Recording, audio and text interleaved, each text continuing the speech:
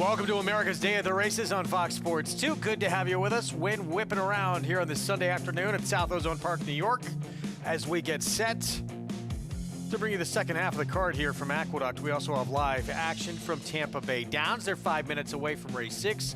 Here in studio, Greg Wolf alongside New York Racing Association handicapper Andy Serling. We will look back yesterday and get your thoughts on a big weekend on the road to that first Saturday in May. Yeah, I do think it was a weekend that delivered. We saw a very good performance by the winner of the Arkansas Derby, and I think we saw terrific performances by the first 3 in the Florida Derby as well. And we might be looking at the 4 choices, frankly, heading towards Kentucky, but obviously big races next weekend as well here, Kentucky and California. Indeed, we look forward to it. Yeah, Wood Memorial Weekend next Saturday. It's going to be a lot of fun. Here is what is ahead. Presented by Claiborne Farm. Fast here in New York, fast and firm at Tampa. Race 6, as I mentioned, at Tampa next. The Ocala Breeder Sales Sophomore Stakes at 7 furlongs. And we have the Top Flight and Haynesfield on the card today here in New York. You can play it all by getting signed up and started at NYRA Bets. Bet any track, anywhere, anytime. The offer, there it is, that $200 deposit match. New customer bonus. Punch in that code match 200 at sign up. And you're ready to roll at NYRABets.com. All right, let's head to Tampa, race 6. This Ocala Breeder Sales Sophomore Stakes, 3 to 5 favorite, Mako Motion, George Weaver. Big maiden win, getting very heavily bet though. It's probably a bit of a match race between the 1, Make a Motion, and Rocky's Balboa, the 4.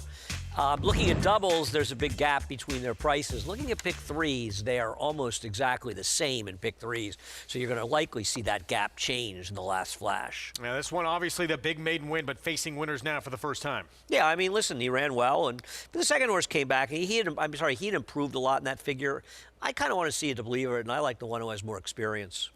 7:01 next door, Sonny Leone for Gerald Bennett, a maiden win against very soft company. Yes, claimed out of that race for $16,000, would need to improve quite a bit, and that's the number 3 best minute yet. There like the one is, a lot. Yeah, 3-year-old. They'll go through the other ones in a nanosecond. By Cajun Breeze and Sonny Leone there with the blue cap. Rocky's Balboa, this one 9 to 5. Florida bred, who tried the Fountain of Youth last start. I have no idea why he's a significant second choice in this race. He had no chance in that race last time at over 50 to 1. I think he's the worst to beat. Another big price next door. Left Nada walking. Scooter Davis seems to have picked up where he left off with a high win percentage, but this one would need to improve. Yeah, that win was on synthetic, and then hard talk on the outside for Rory Miller. They have some hard talk, but he's going to have a hard time winning here. 2 minutes away, race 6, our first live action on this Sunday afternoon. Let's head live to the track now and catch up with Acacia Clement. Thanks, Greg. Happy to be here for Florida Cup Day, all about celebrating the Florida breds. And it's always great when you see these opportunities for some stakes races for the state bred programs and highlighting some horses with some big talent that have been facing open company. We'll start off to the rail in this race with a horse that broke his maiden against open last time, and that is Mako Motion, who is facing winners for the first time, and as Andy said, taking a lot of money off of that gaudy buyer speed figure. Now, one thing I did notice watching that race is that he did not actually break that quickly from the rail. He has the rail again today, and I heard George's assistant give the instruction to stay with the pony. Don't break him away. Give him a quiet warm-up out on the track, and that's exactly what John Velasquez has done. So kind of interesting, because while he was able to hustle up to the front end and he won that day, the waters do get a little bit deeper, and again, he was off of a layoff. It was only his maiden race, only his second start. Maybe he'll be a bit more mature, but just something at a short price I thought was worth noting, and that he doesn't have the most immediate gate speed. So we'll see if he's able to make a repeat of that impressive race last time out when he pulled away much the best. I like Rocky's Balboa, though. I think he has more foundation. I think he is right to be cutting back to a sprint distance. He is absolutely a sprinter and does not want to go the 2 turns that he tried last time out. And he's getting back in against Florida breds after running against Commandment and Chief Wallaby last time out. And even watching his race last time out, He was hustled out to the lead in that Fountain of Youth and just seemed like he was kind of protected that day. But 2 starts back, he was able to kind of press, settle a little bit in that Florida bred allowance. I think it could set him up for a nice kind of trip, perhaps on the hip of the one Mako Motion in here. Thought he looked tremendous. I haven't seen him since his debut, and he's really filled into that big solid frame quite a bit. Now beyond those 2, it is a little bit open. Thought the 7 Hard Talk, you could make maybe a little bit of a case for to pick up some pieces underneath last time out. He was a horse that was kind of waiting behind horses, not really enough late, but he does have a bit of tactical speed. I noticed he got pretty washy last time, much the same again today, so it does seem that that is typical for him, but he was very sharp and the only one that did have a big warm-up out there on the track. Definitely energetic as he tries to stretch out to the 7 furlongs today, a distance that I don't think should be an issue at all, Greg. All right, thank you, Acacia. 3-5 holding on May Commotion. The Vacoma 3-year-old for George Weaver. Debut. Did not go great. Things went a lot better. Start number 2. Yeah.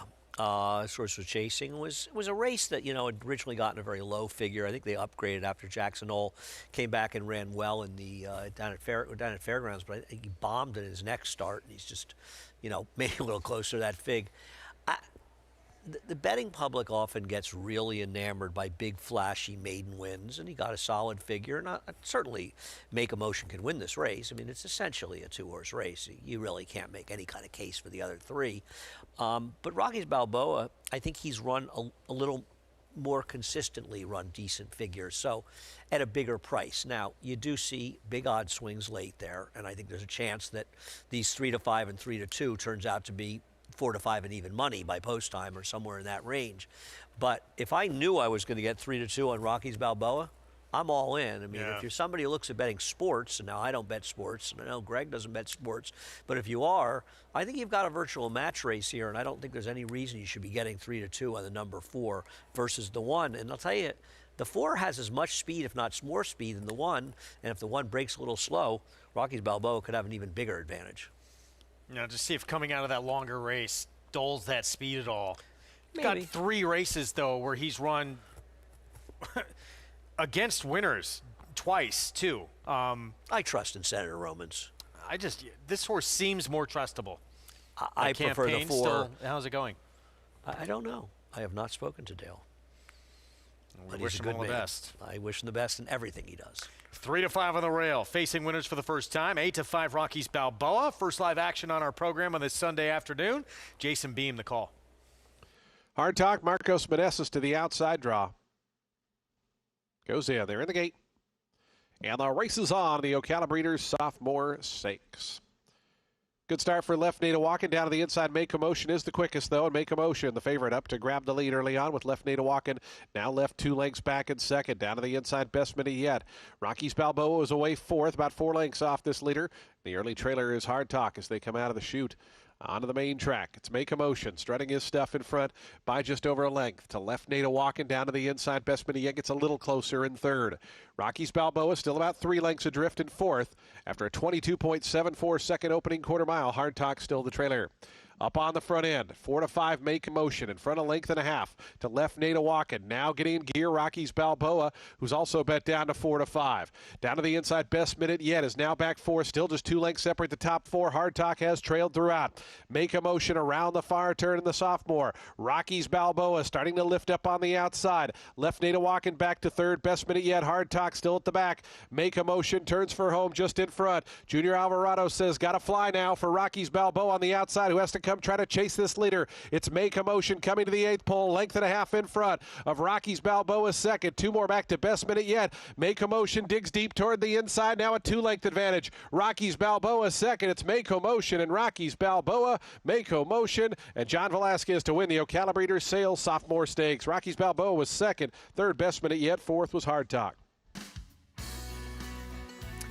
Make a Motion backs up that debut with a win now. First time in against winners. Rocky's Balboa didn't get out great out of the gate. Yeah, I think you made a valid point, obviously, especially in retrospect, that the longer race may have dulled the speed a little bit of the 4 because he didn't have it. He wasn't able to catch the 1 or just simply ran better. Nice performance by the winner. think he's maybe have moved forward off that win. And, you know, once again, situation we talked about, they both ended up at 4 to 5. So, you know, I'm glad I didn't, actually, because he lost, I'm glad I didn't bet the 4. But it's hard when you just don't know what prices these horses are going to go off at.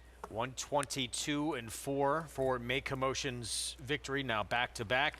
2 stakes races on this card today here in New York. First up, Top Flight Invitational, race 7 at 1 mile and an 8, fillies and mares 4 and up, and a rematch between Scalable, Bernie Takes Charge, and Low Country Magic.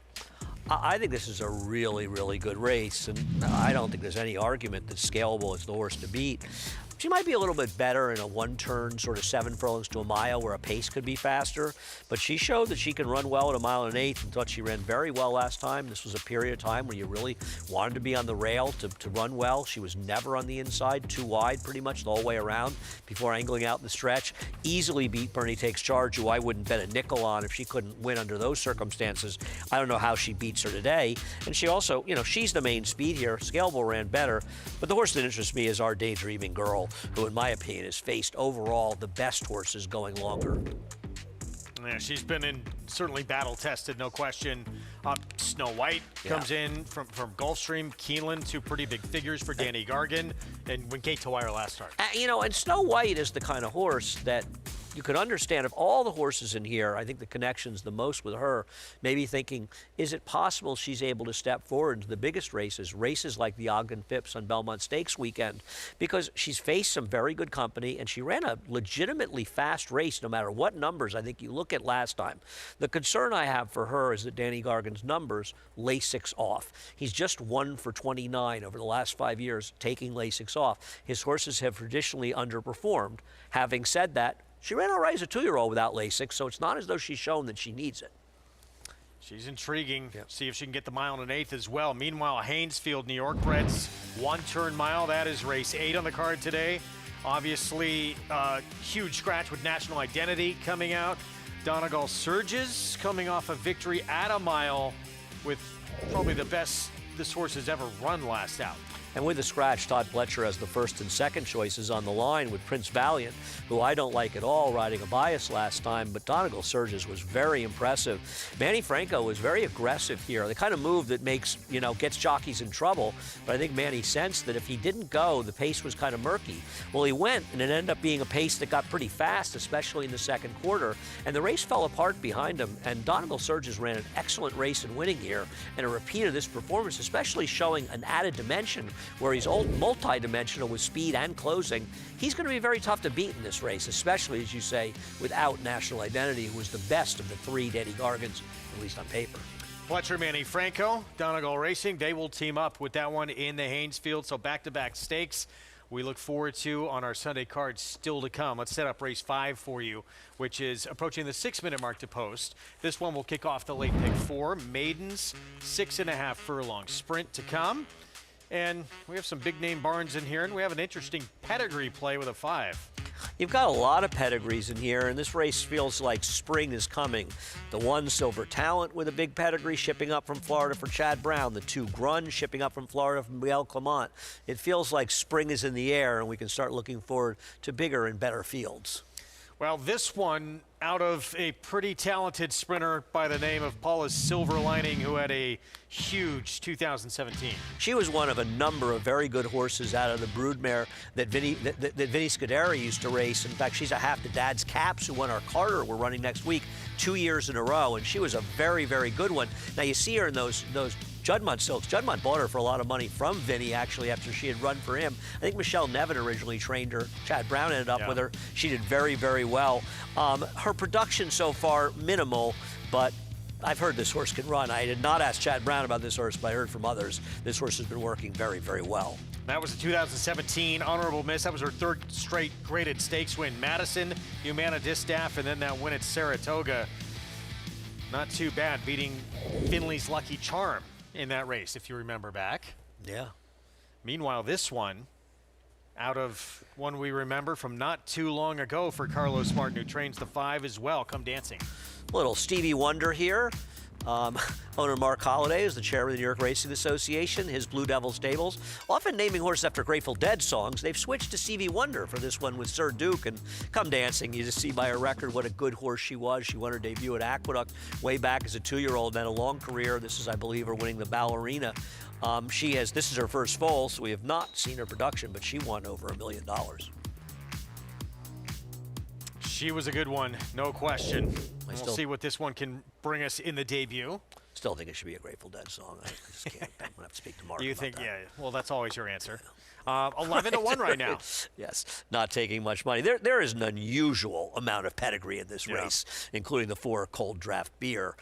Was after a Breeders' Cup Sprint winner. So this race this kind of lifted my spirits, this race, Greg, because I just felt looking at these pedigrees, looking at these horses, it's like, okay, we're getting closer to better racing. Yes, indeed. So, yeah, this one I have to. Breeders' Cup Sprint winner, straight no chaser, talking about the 4 cold draft beer.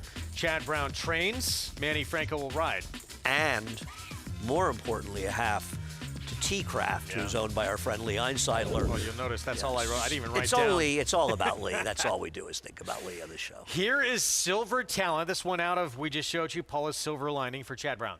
And Flavian Pratt coming back after a big win yesterday down at Gulfstream, and he rides this one, supposed to be a runner, and the money's showing. Here's Grunge for Miguel Clement, second-time starter. I picked this one. I remember they liked this horse in Saratoga, met Oscar's Hope, where he took a lot of money against a 1-5 shot. Levi Warrior, first-time starter for Mike Hennig. Yeah, this is a tough field for this one. It isn't taking much money. A son of Matoli with minimal pedigree. Here's the half to a Breeders' Cup Sprint winner, Cold Draft Beer. The one that's not taking that much money from the Chad Brown barn, but not totally dead on the board. Sir Duke is mentioned out of the multiple graded stakes winner, Come Dancing. Looking forward to seeing what her foal can do. Bill Mott with Major Tack, who debuts. I think this one's a little bit interesting. Might be a little bit more turfy type pedigree for this one. Interesting, the Tacitus has run okay, though. Pretty Boy Maya, blinkers on for start number 3. It's a generous price on this horse. The first race was a fast race and ran well in there. Last time out, lost all chance when jumping up the start and then raced wide against the bias. That's the trainer's nickname, by the way. Ricardo Santana Pretty Boy Jr. or Maya? Both. Yeah. Gordy, start number 3 on the outside for John Terranova. Well, he comes out of the Renegade Paladin race, and unfortunately Paladin was hurt, but Renegade looks like one of the favorites of the Derby after yesterday, and I think this horse is very dangerous near coming back off the layoff first time with Lasix for John Terranova. I mean, the horses that with limited experience are first-time stars take a lot of the money, but I wouldn't totally ignore these horses. Well, let's go back to the 7, and if you happen to see Jeremiah Englehart this summer, just call him Pretty Boy. 5-1, blinkers on for start number 3. Did show some speed actually first time out. Yeah, and last time out, as I said, sort of jumped up at the start and broke about 3/4 of a length to a length slow. So he lost all chance at the start. And, you want to sort of compare him to the first winner, Hedge Ratio, who ran actually on the exact same day. He's a horse that got steadied out after the start and raced wide the whole way, and he ran abysmally. Horses that were racing against the bias ran exaggeratedly poor performances, and that's why Pretty Boy Maya didn't run as well last time. He still ran a 63 buyer. He could easily be a horse to run mid-70s to an 80 buyer here. Now, maybe the 1, maybe the 2 are really good horses, and they'll be better than that, but this horse should not be discounted here.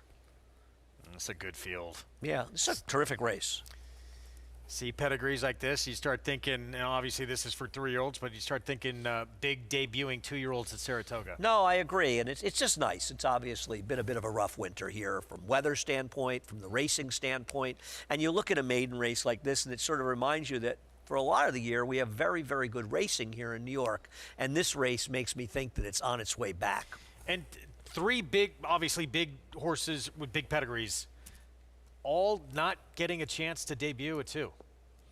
Yeah, you know what's amazing, and I know you've seen this quite a bit, and as have some of our viewers, because I use Formulator so much, how often you'll look up a maiden race in Saratoga filled with like 8 to 10 2-year-old first-time starters, and how many of the horses never made a second start. You'll see it, it's not just Saratoga, Churchill, you'll see it in California as well. These horses just, first-time starters, they just don't run back, and often they need a race, they don't run as well, but a lot of times those first-time starters, that can be very hard on them, and I think one of the reasons we're seeing more and more horses making their first start later in the year, whether it's at Aqueduct later in the year, and a lot of the top horses are horses that don't debut early in the year, or even in the early summer. When you do, especially early summer, spring, summer, when you see those 2-year-olds, you don't hear a lot from them. No, Yeah. I agree. You know, Yeah. it's interesting to sort of chart. Be interesting to chart sort of where the Grade 1 winners as 3-year-olds when they made their debuts, and if in fact there is sort of an inclination, the better horses are running later and later. Homebred for Juddmonte. Chad Brown trains. Silver Talent getting the rail for the debut and the 8-5 favorite right now with Flavian Pratt aboard, who timed it to perfection in the Florida Derby with Commandment. That was an excellent performance and an excellent race. I mean, I for me, and I think you agree with this, there's nothing better than when we run big races and you feel like the good horses showed up. And you got a true, you didn't say, oh, that horse had a bad trip, and, the race, I thought that horse was speedy, got left in the gate. You look at the races yesterday, and the horse that dominated in Arkansas was clearly the best horse, and he ran his race, and he's one of the choices for the Derby. And you look at the race in Florida, and all 3 of the first 3 showed up and ran respectable races, and all 3 of them will likely head to Kentucky with legitimate chances to win the Derby. Yeah, Chief Wallaby and the Puma as well. The Puma looked like he was going to steal that Florida Derby. He ran terrific. Yeah, he's a horse I did not have a lot of respect for coming out of the Sam Davis, and a lot of people felt that he had trouble in there. I downplayed it. They were right. I was wrong. He has run extremely well in his subsequent performances. Terrific maiden special weight coming up here to kick off this late pick 4 on the Sunday card from New York. Silver Talent remains the 9-5 favorite, debuting from the rail with Pratt for Chad Brown. But Grunge is taking a ton of money. This horse was not nearly this short in doubles, and I've been looking forward to betting Grunge, and this money is significant on this horse. 2-1 West second Point choice. Money. The West Point people are betting this one. They're not betting on the 6. So there could be some explaining to do if the 6 wins. Huh? Yes, there could. 14-1 on the other West Point runner. That one for Bill Mott, major tack. We send it upstairs. Chris Griffin with race 5 from Aqueduct.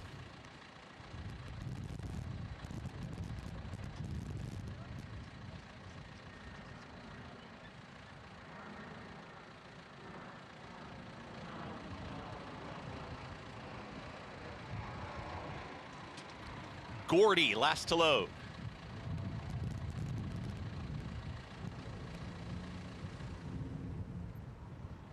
Is it? All set. And they're off. Gordy broke very sharply from the outside. Pretty Boy Maya's in that early mix too. Grunge at the rail, and now Grunge puts a nose in front, and Pretty Boy Maya, they're going to go head and head, and a pace duel now emerges on the front end. It's Grunge to the inside. Jamie Rodriguez with a head advantage over Pretty Boy Maya, Ricardo Santana Jr. Gordy is now in third, is chased along by Sir Duke, very strong outfield. Back there in the 5th position is going to be Major Tack, in behind them Levi Warrior. Far back is Cold Draft Beer, and Silver Talent is got to be almost 15 off the lead as they speed into that far turn, but they zip that opening quarter mile 22 seconds flat. To the outside, Pretty Boy Maya. To the inside, it's Grunge. Here comes Gordy, ready to challenge 3 wide on the outside. Sir Duke is on the move 4 wide. Levi Warrior trying to pick him up 2. Far back to the rest, they reach the top of the stretch. Pretty Boy Maya has now put away Grunge, who's back to second. Gordy down the center of the racetrack in the big long shot, then Sir Duke. It is Pretty Boy Maya who's now hugging the rail and opening up in the late stages, now by 3-4 widening lengths. A powerful win here. Pretty Boy Maya, showing much the best, will win this one impressively. Gordy there second, then Sir Duke. And Grunge at 1 minute 16.58 seconds. Pretty Boy Maya, experience, start number 3, blinkers on for the first time, dominates this field. Grunge showed a lot of speed running that money that he took in here. He just didn't have the stamina to hold there, and he dueled with Pretty Boy Maya, who was a lot more professional today and ran extremely well to win this race because he did all the dirty work in a very good field. Gordy, who was an overlay at 8-1, ran a decent second, and the only first one that ran particularly well was Sir Duke, who at least was close to the pace. Now, the pace didn't hold together fairly well, but at least ran a respectable third. A lot of people are going to be very excited by the gallop out on Silver Talent, who was running well at the end. In a wicked-paced race, I don't know, Silver Talent took a lot of money for a horse that the best you can say about him was he galloped out well. Did get bumped a little bit out of the gate. Maybe we can take a look at it. But I'm looking down there. I don't want any part of that horse. Maybe he gets better with Ricardo experience. Santana Jr. for Jeremiah Engelhardt, 4-1 upset, 7-8, 5-2. Here in race 5, we're going to look ahead to next week's major prep for the Derby from here in New York, the Wood Memorial. Talk to me, Jimmy, in Iron Honor. We'll preview their chances when we come back.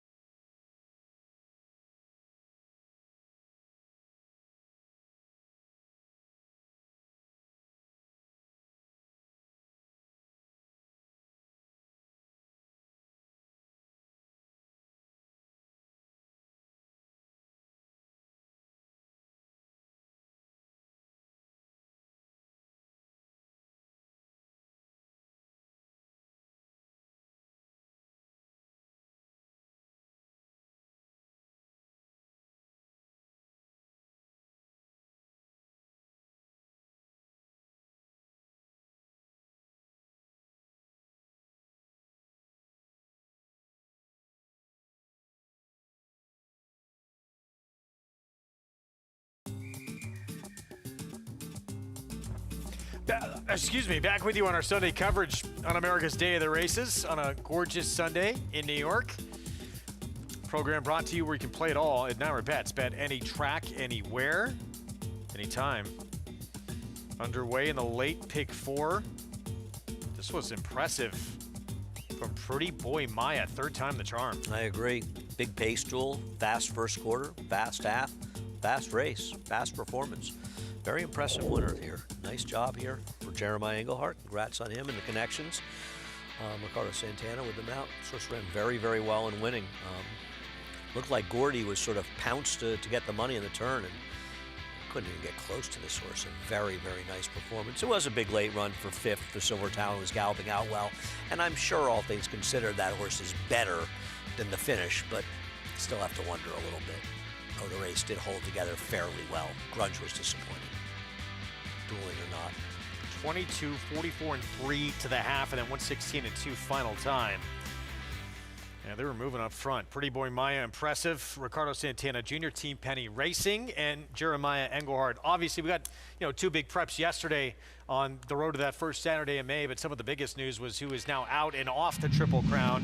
Prognosis was positive, but Paladin is going to be forced to miss all the spring and summer races now, and obviously off the Triple Crown trail. Yeah, I believe he had a condylar fracture, which is something horse can come back from, and hopefully he does come back. But when you've got a horse, whether he was the favorite or one of the favorites in the Derby, it's tough. And when you consider the connections, Chad Brown, but also the same ownership group had lost Canaletto about a week ago with an injury as well. That's a tough loss. You know, you have 2 legitimate 3-year-olds, and it just shows how hard it is. And we sometimes take for granted when these horses stay sound and they make it through the Triple Crown. A lot of horses don't, and you know that's why when you're a trainer, whether it was Todd Pletcher in the past, different years, the more horses you have towards the Derby, the merrier, because some of them aren't going to make it. You just want to get there. Yeah, and unfortunately, Paladin will not make it. Tough loss. New York's road to the Kentucky Derby began with a Remsen, Jerome early. As we turn the page to 2026, and then Withers, Gotham, and the big one to come, Wood Memorial. We'll see the Withers and Gotham winner go head-to-head this coming Saturday. Yeah, to me, he's just a complete and total wild card. Listen, the Withers field looked like a solid field coming in. To be fair, horse didn't run that well out of it. But, you know, when you look back to today's first race, and also ran there was Schoolyard Superman, who finished 4th. The horse who was involved in the pace would talk to me, Jimmy. And I think he probably ran a buyer figure in the 90s in defeat in the first race today. So who knows? Maybe it was a really good race. I mean, yeah, it was talk to me, Jimmy, somewhat with the bias a little bit, but this was a crazy performance out of nowhere for a lightly raced horse, and he's kind of in the who the hell knows who he is right now category, but his last race was pretty good.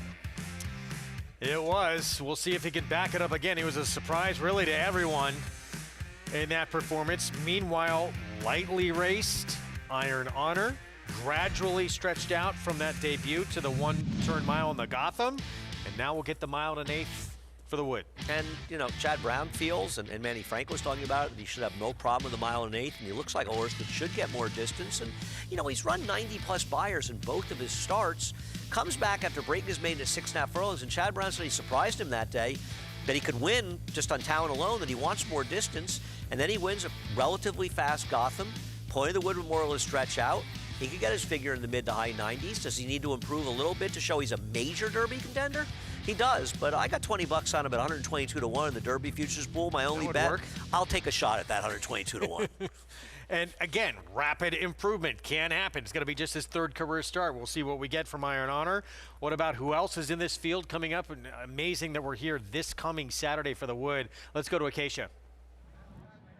Yeah, it will be fun to see who does line up in the final Wood to take place at Aqueduct Racetrack as well. But a horse that is actually a New York bred, but is coming up from Florida, is one that I'm intrigued by, and that's Bravaro for Saffie Joseph Jr. We last saw him finishing 4th in the Fountain of Youth. This is his work 2-back on March 20th, where he starts behind a workmate, and he has quite a bit of ground to make up, and he comes and gets that one. He's always been a horse with a lot of talent. We saw him really effective against New York breds early on in his career as a 2-year-old, and now as he's been facing some of the toughest company in open 3-year-old races, Saffie Joseph saying he's going to point him to the Wood Memorial and make an equipment change, adding blinkers. They said that last time when finishing 4th in that Fountain of Youth, just felt that he flattened out a little bit. That work on March 20th, I did not see blinkers on him, but according to an article in Daily Racing Form, his most recent workout was with blinkers on. So and essentially showing a little bit more of a punch. We'll see if that equipment change and maybe getting away from the likes of Commandment might bode well for Bravaro. Maybe he's not coming back to face necessarily New York bred company, but he is coming back to his home state, Greg. We look forward to it. It's going to be very fun Saturday and should be a tremendous card. Yeah, and Saffie Joseph doesn't have to apologize to anybody. He won this race with 1,000,000 to 1 Lord Miles a few years ago. So he's ahead of the game running horses in the Wood Memorial. I think that Bravaro is a very nice horse. I don't know that he's getting better with more distance, and I think he's probably a cut below the best 3-year-olds. But he's a very good New York bred, and I'm sure there are a lot of New York breds who would like him to stay in the bigger races and stay out of the New York bred races because he's good. It's a big one. It will be a sentimental one as well. The final Wood Memorial, as you heard Acacia say, ever to be run here at Aqueduct. It happens Saturday on FS2. See some tears? You think you're going to probably cry a little I bit? am a little kind of sad emotional about that? Yeah. No, I am. Listen, I mean, my first Wood Memorial was 1976 when Bold Forbes won it on his way to upsetting Honest Pleasure in the Kentucky Derby, and I have been here for many, many Woods. I've probably seen at least 35 Woods live. I missed some for Grateful Dead shows. Otherwise, I'd have seen over 40. How did I know that? I missed Easy Goer for a wedding. I think they stayed married for about 20 minutes, too. I think Easy Goer, they were divorced by the time Easy Goer won the Belmont. Race 7, as we got, that was Gasper. We got a quick look at chilling on the side there of the lawn. Mile and 16th on the turf in this Lamb South sophomore turf. My favorite bird at 5-1. Why is this horse 5-1 in here? I don't know. This horse has run competitive races and feels like a major player to me. Next door turf debut for a third-time starter. There's a little bit of turf pedigree on this one, but not enough for me to take it 30-1. 2 starts back, Mr. Mo's Magic. Good enough effort and a win on the grass. I agree. Now, the last race was a bit of a debacle, but it was also a tougher field. I don't think this horse is totally ridiculous. Brad Cox, Arad Ortiz Jr. in the town at odds on. You have to be drunk to be taking this horse at 3-5. I mean, I know Irad's riding him, but what the hell is so good about this horse, who's always a short price, finally broke his maiden, and has less speed than I do? Mr. First debuting. It's appropriate that Mr. First is making his first start in a stake. Sirac, blinkers on. Better than Mr. Last, I guess. This one seems a cut below the best, but he only finished a little behind the town last time, and he's 16-1. I thought this one had a shot. Cruising Chuck. Greg, I think this one's the horse to beat. I think the problem with this horse is who is this rider who I've never heard of, who rode him last time and has ridden 3 horses. I think that's the biggest concern, but he's just faster than these horses. Yeah. Megacles went by. He's tough to make. And Chicken Dance coming off a win at Gulfstream. A little bit slower than these horses. Where do you stand in the Chicken Dance? Do the Chicken Dance? I don't know how to do it. The board is just ridiculous. It's like, oh, Irad's riding the 4, therefore he can't lose. On paper, jockeys have nothing to do with it, and I certainly would rather have Irad riding the 7. 7's the horse to beat. And the 1 ain't so bad either. Well, let's go to Acacia for more. I am inclined to agree on that front. As far as the 4th, the town is concerned, I thought he was fine coming in here. Just has absolutely no speed. If you watch his replays, just really kind of slow out of the gate, and that's always how he is. And looking at him from a physical perspective here, he's very kind of angular in his hind end, the way that he's built, maybe not the strongest behind, and maybe why he just has an easier time of it when switching to the turf as well. But that's because horses push off from their hind end, and you really see that when they come out of the gate. Just leaves himself usually with a lot to do, is able to get there in time last time out, but we'll see what kind of trip he does get in here. I liked the 1, My Favorite Bird. I thought he warmed up beautifully out there on the track, was moving really well. He had some tactical speed, broke running last time out, and he did kind of float off the first turn a little bit last time out, but I thought all in all a solid performance from him, and just a horse that I thought made quite a bit of sense in here. Was on his toes back in the paddock and in the post parade, but has settled nicely after that warm up. The number 3, Mr. Mo's Magic. I didn't really think that he stacked up with his company physically in the Columbia last time out, but he stacks up nicely in here today. I think this is the right spot for him. Furthermore, last time in the Columbia, it had rained overnight the night before, and the turf was listed as good, but I know that many horsemen came back saying that they really felt like some of their horses were spinning their wheels on that turf course with a bit of moisture in it. And watching that race back again, I felt that Mr. Mo's Magic just never really looked to be traveling comfortably last time, and he's a horse with a lot of size, and I'm just wondering if maybe he just didn't get over that course as well, and will prefer a firmer turf course that he gets in here today. As far as the 7, Cruisin' Chuck, Andy's right, his figures are the fastest, and we'll see what he does coming in from Fairgrounds and to face winners for the first time. I should say he did run in a stake 2 starts back, but off the back of his maiden win. I thought that he was lucky to win last time out, though. He was decidedly best because he did not have a trip with his rider, who will stay aboard in here today. He was very keen. It seemed that there was a little bit of a fight between horse and rider that day. He was kind of swapping leads in the stretch and was finishing the best.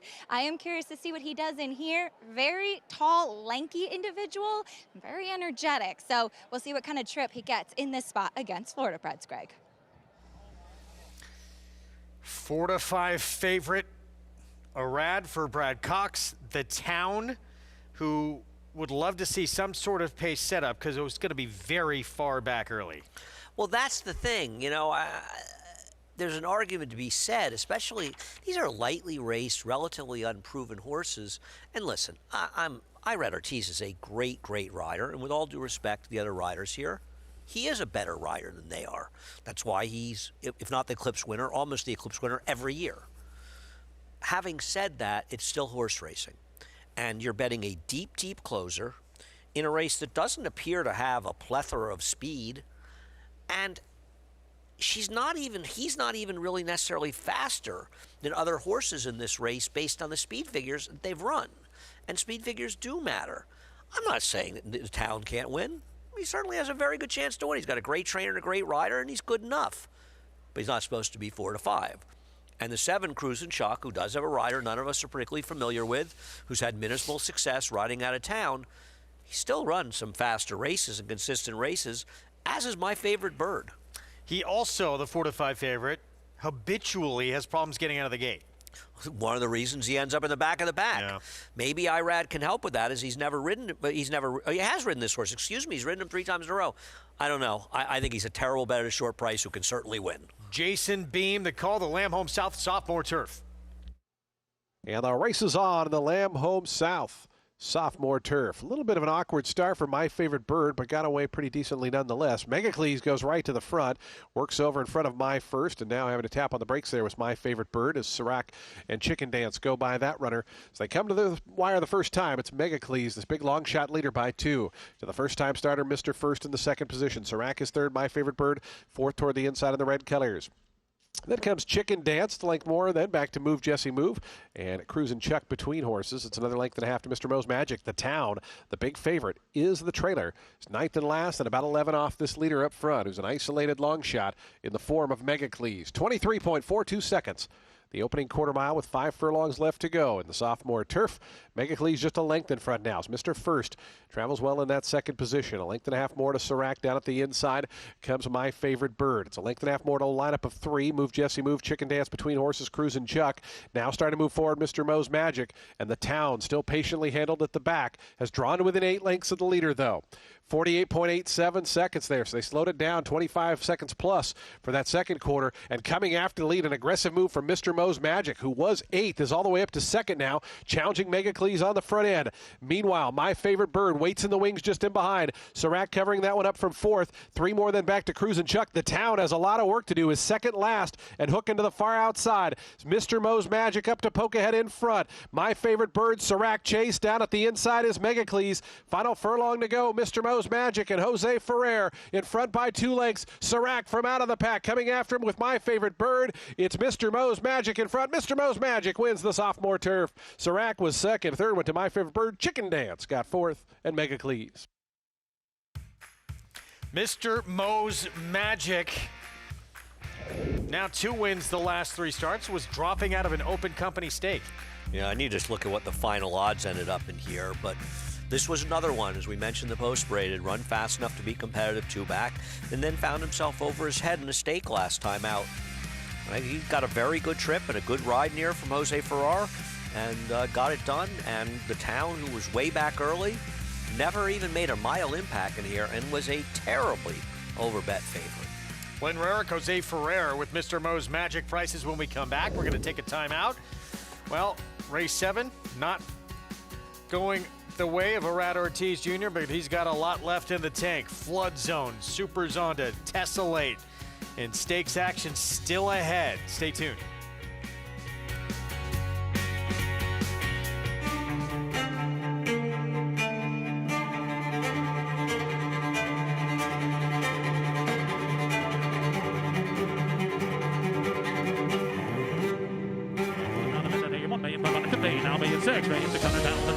$1,600,000 $1,600,000 bid now $650,000 $1,650,000 anybody else want $650,000 bid today $1,650,000 $1,600,000 thank you.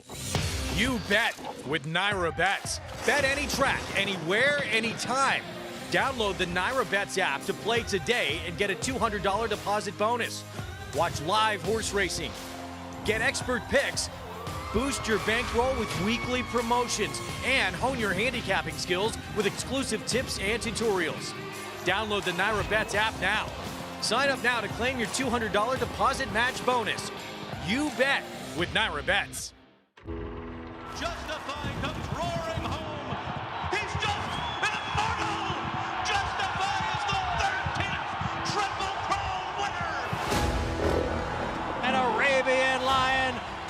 is to the front here. Arabian Lion to win the Grade 1 Woody Stevens.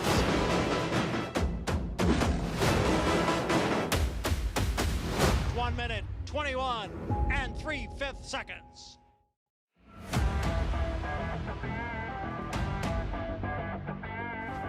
She's so spicy. She won it by 4 lengths on the wire. Side by side and stride for stride. Who's it going to be? My soldier Citizen Bull. Bear has it close to home from Brussels. Side Bears, the Breeders' Cup winner.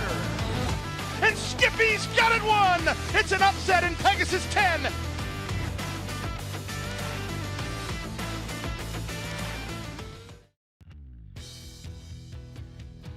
Back on our Sunday coverage on America's Day at the Races on Fox Sports 2. It's brought to you in part by legendary Claiborne Farm. 100 years of doing the usual unusually well. Race 6 in New York, approaching the 4-minute mark to post. New York Freds, Maiden special weights at 6 furlongs, and there's B Provocateur, Rudy Rodriguez, getting opportunity number 5 to try and get that first win. What we also got was an enormous scratch when the four Lord King came out, because we don't know about the firsters, but we know that Lord King had an enormous amount of speed. And with him coming out, B Provocateur could be the controlling speed in this race, depending on the firsters. I thought B Provocateur ran extremely well last time. I don't love the switch with Raylu Gutierrez getting off this horse, but he was involved in a very, very tough contested pace that fell apart going 7 furlongs. But I think both the 5 and 6 have to be considered dangerous firsters, and the 7's going to take a lot of money because Flavian Pratt is riding this horse. Yeah, for Mark Hennig, son of American Pharaoh. That's 7-2 on the outside. But yeah, this speed from the rail, who was on the turf first 2 starts of his career, including long on the turf at start number 2. Now it's back to sprinting on dirt for the 3rd start in a row. I think that B Provocateur is kind of the horse to beat. I think that he's run well in all of these races, but you don't know with firsters. Now, I don't know anything about term premium, but I also know that these Chad Brown-Klarovich horses have really been running. Look at the stats this year. They're winning at, I think, over 40%. They've had 3 winners over the last day, a couple here, 1 down at Tampa Bay, obviously emerging market. So all of their horses seem to be running. And this one, of course, the second dam is La Verdad. Though the dam herself didn't do much running, but La Verdad did a lot of running for. She did enough for both of them. Champion female sprinter. Yeah, she's a very rare champion. She's probably one of the only champions in years. Certainly, older horses never won a Grade 1. Yeah. Didn't win the Breeders' Cup filly mare Yes. She did beat that horse, I think, in the Gallant Bloom. Okay. Wavell Avenue won that Breeders' Cup sprint. Yes. So here's turn premium. Manny Franco for Chad Brown-Klarovich. 8-5 favorite. Yeah, I don't know anything about this horse. It's a practical joke, of course, who the barn raced and stuff. Cost $160,000, and I know nothing about this horse. But this horse is getting bet. But isn't this horse going to get bet? I think a lot of people might look and say, well, why isn't Flavian Pratt riding this one? Though in today's first race, when Flavian won for Chad Brown, they bet a lot more money on the one Manny Franco rode. So I think the bettors are starting to get used to the fact that Flavian's not always on necessarily the one that Chad likes. And Flavian Pratt is the 7, but you don't know. Maybe, he had committed to ride Manny. Maybe Manny worked term premium in the morning. You don't know the reasons necessarily unless you've actually spoken to the agent or spoken to the trainers. I have no idea why Pratt's riding the 7. Maybe he was just open. And obviously, if you're Mark Hennig, you certainly want to get Flavian Pratt if he's open, or maybe they really like the horse. I don't know. Meanwhile, here's a first-timer for Horacio De Paz, Bakudo. Ricardo Santana Jr. will be aboard for the debut. A couple of foals from the dam ran 60 and 70 buyers, which is fast enough to be competitive here. I'm a huge fan of Horacio De Paz. We see a 47 work. I don't know what the workouts mean to me unless you've seen them work. I don't want to get too caught up in it, but I always feel like Horacio can be dangerous. 7-2, actually the 3rd choice on the board, Bakudo. And we're in a holding pattern a little bit for this race. Not sure, what the reason for the delay is, but we'll go back to Tampa. Mr. Mo's Magic. And, not really buried all that much. I mean, the horse was in an open company stake last start. Prior to that, that win was figure-wise on the level with everybody else who were major players here. The entire board was skewed by the preposterous amount of money the town took. 13-1, Mr. Mo's Magic. Let's go to Acacia. And I'm so happy to be joined by winning trainer Lynn Rarick here. As Lynn, Mr. Mo's Magic, what a cool horse. I know you got a little emotional here today, but I can imagine he must mean a lot to you and your team. Yes, he does. How special was it to see him get this stakes win today? He faced some good company. He did. We've struggled with a few things with him, but we tried him on the dirt. He didn't like it. Put him back on the grass and made us happy. He seemed to like maybe didn't appreciate a softer turf course last time. No, he doesn't. He likes more of a harder. So he did everything right for us. He comes from way back and surprises us every time. And he's a Florida bred too. How meaningful is it to be able to have these opportunities? Wonderful. You know, it keeps us here in Florida, and you know we can go on doing more Florida bred races for him. Congratulations to you and your team. Nice win today. Thank you. Greg? A little hardware to take home as well. You gotta love that, right? I mean, you gotta love the game. You gotta love racing, and it's nice to get an opportunity to see people, especially people you're not that familiar with. You don't get many chance to see winning a big race. You could just see how much pleasure it brought to her, and I'm sure the connections as well. That'll be an incredible feeling. Congratulations. Yeah, it's great. 13-1 never should have been that price. The board Mr. was just Mo's Magic. ridiculously skewed because of the money IRA took. Now, that's also the president. The big race is coming up, maybe of the entire year. The NYRA Bets sprint. I mean, this is the race. And we're looking forward to it. Whew. B Provocateur, the speed went by. Yep, well, you said it all. Reckless Dancer, one of, well, the rest are all first-time starters. Not a lot of word dancers winning on the dirt. Ray Lou riding this one. He must have committed a ride for Carl Dresmark. He rode B Provocateur last time. There's a King for a Day first-time starter, Mo Mahomey. Yes, going in, we'll see for the connections. Probably going to be shipping up to Finger Lakes. Chad Brown-Klarovich with Manny Franco, term premium. Yeah, taking some money here. They're always going to take a lot of money. It's got enough pedigree to certainly like. There's Bakudo, Barry Schwartz Silks. Also getting bet in here, a homebred for Barry Schwartz's Stonewall Farm. I thought this horse was very dangerous. Couple falls that ran okay. And Ease My Worried Mind attracts Flavian Pratt for Mark Hennig for the debut. Yeah, what song is that? This is a song, Ease My Worried Mind. It's a line. It's killing me. Some of the Triple Crown champ American Pharoah, by the way. It's a half to 4 foals that I'm not sure how they definitely beat us in a horse suit. That worried me a little bit that the dam has not had much good production, but Flavian Pratt is definitely something that at least is going to tax some money. Yeah. 9-2 right now. As we get set for the late pick 3 on this card. So the only known commodity in this field to have run it all, B Provocateur, and we know one thing, he's quick, there he is, and he has the inside post. And look at the last race, right, with Firsters and Grunge coming back, and what happened? Horses with experience ran 1-2 in the race, so experience is worth a lot in these situations, and I thought B Provocateur ran extremely well last time as I'm fighting with my microphone. Being told the 5 term premium loose right now. See how far this one got away. And as of right now, I don't believe we'll see that horse running, unfortunately. No move to take the 5 off the board, but we'll see. And Manny Franco, good news, up, walking under his own power, so that's great to see. But yeah, seems, and we don't even see where this horse is.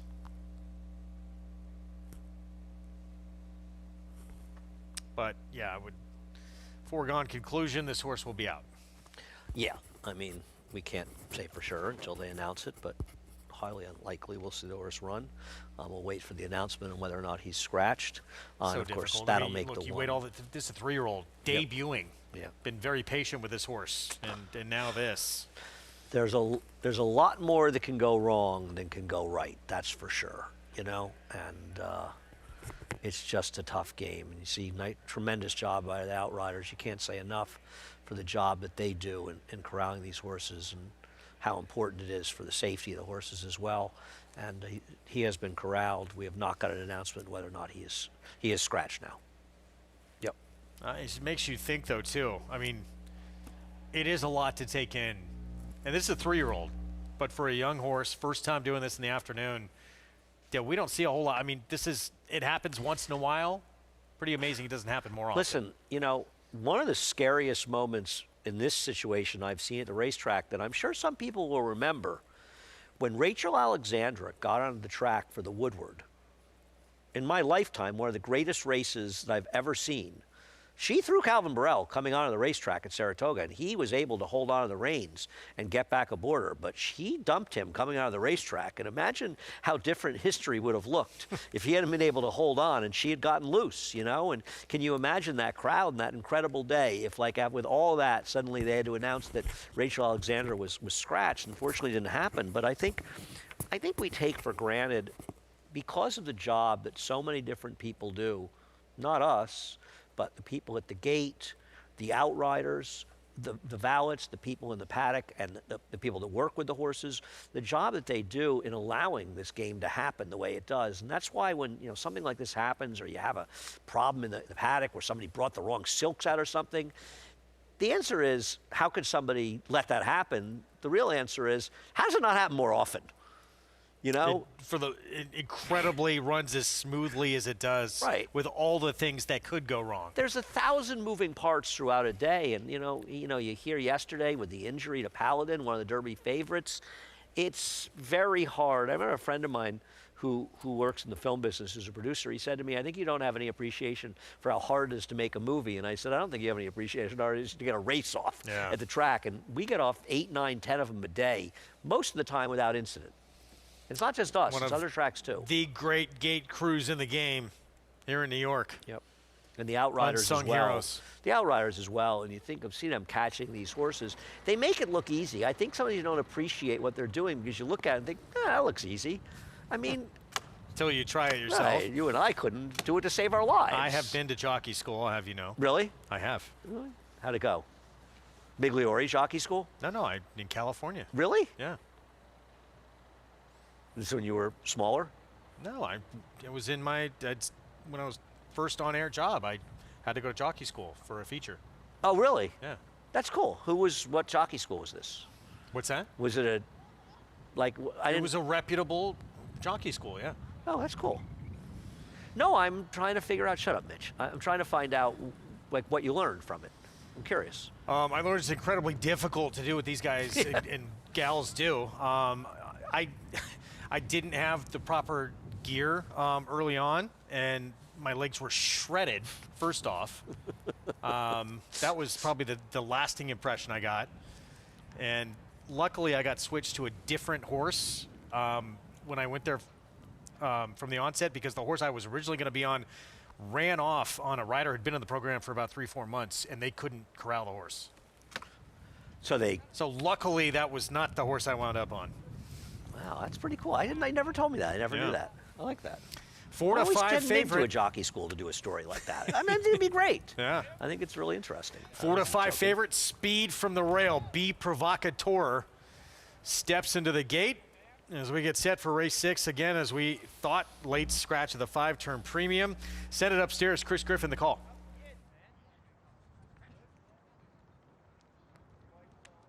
Reckless Dancer, Raylu Gutierrez, they move forward. Here's Mo Mahomey.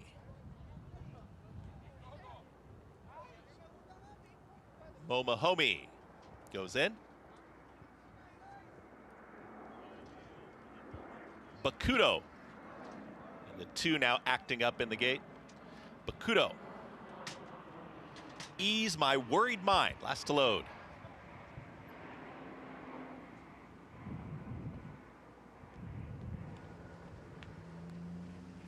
Goes in. All set. And they're off. B Provocateur shot right out of the gate and quickly up by a length and a half. So B Provocateur with that good start is now up by a length and a half, almost 2. Ease My Worried Mind as a stalking second. Bakudo was a little off awkwardly, but now progresses 3 wide there in third. Just in behind them, Mo Mahomey, and far back, Reckless Dancer. B, Provocateur. No excuses. Less than 4 furlongs left to go. 22.65 and unopposed on the front end. B, Provocateur with the advantage. Ease My Worried Mind. 2 wide, 3 wide. Here comes Bakudo. Bakudo's on the move here, coming after the leader, B, Provocateur, who let them catch that leader. They approach a quarter mile left to go, but B, Provocateur's got to touch more.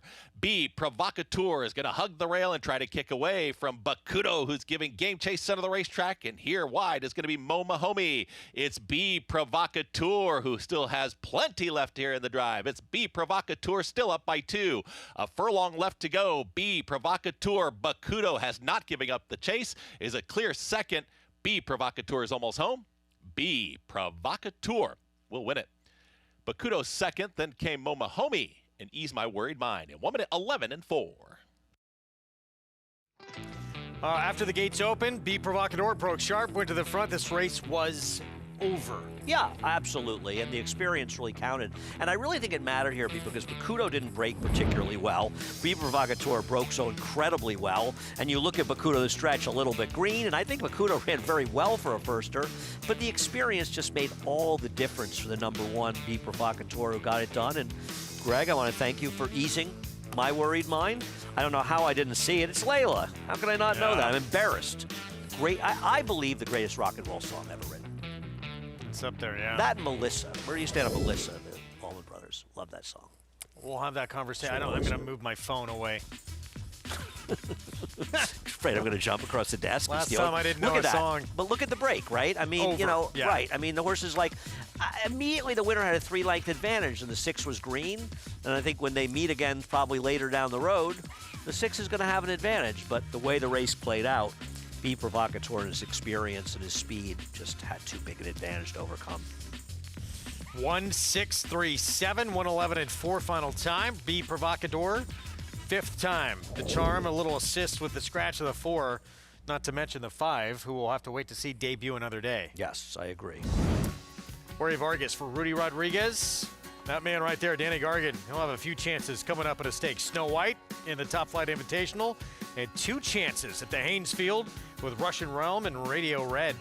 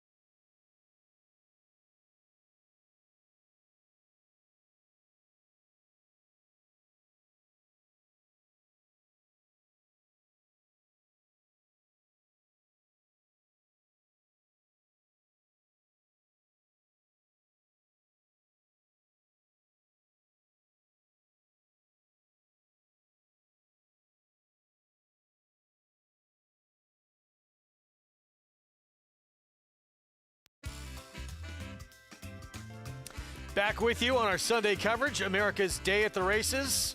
Gasper always bets with NYRA Bets. Bet any track, anywhere, anytime.